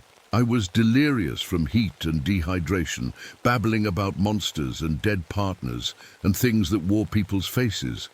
They took me to a hospital, then to another kind of hospital, the kind with padded walls and doctors who ask a lot of questions. Nobody believed my story.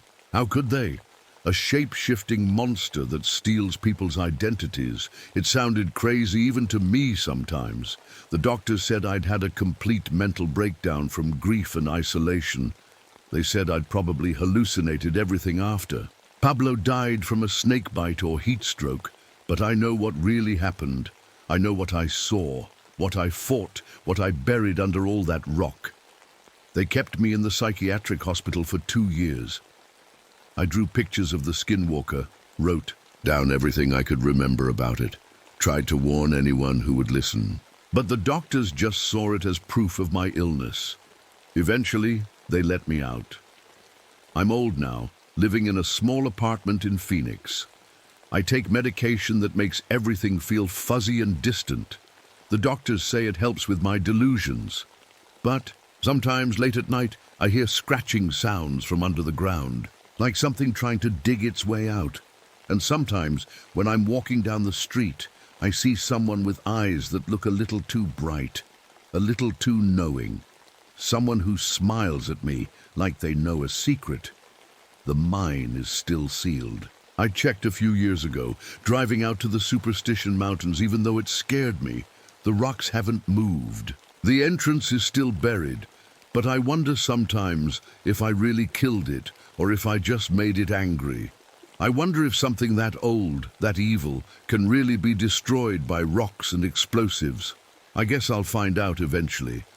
Until then, I keep my grandfather's silver cross close, and I try not to think about yellow eyes, watching me from the darkness. But I wanted you to know the truth, in case something happens to me. In case one day you hear about Vincent Morales doing terrible things, hurting people, being someone he's not. That won't be me. That'll be the thing from Devil's Canyon, wearing my face.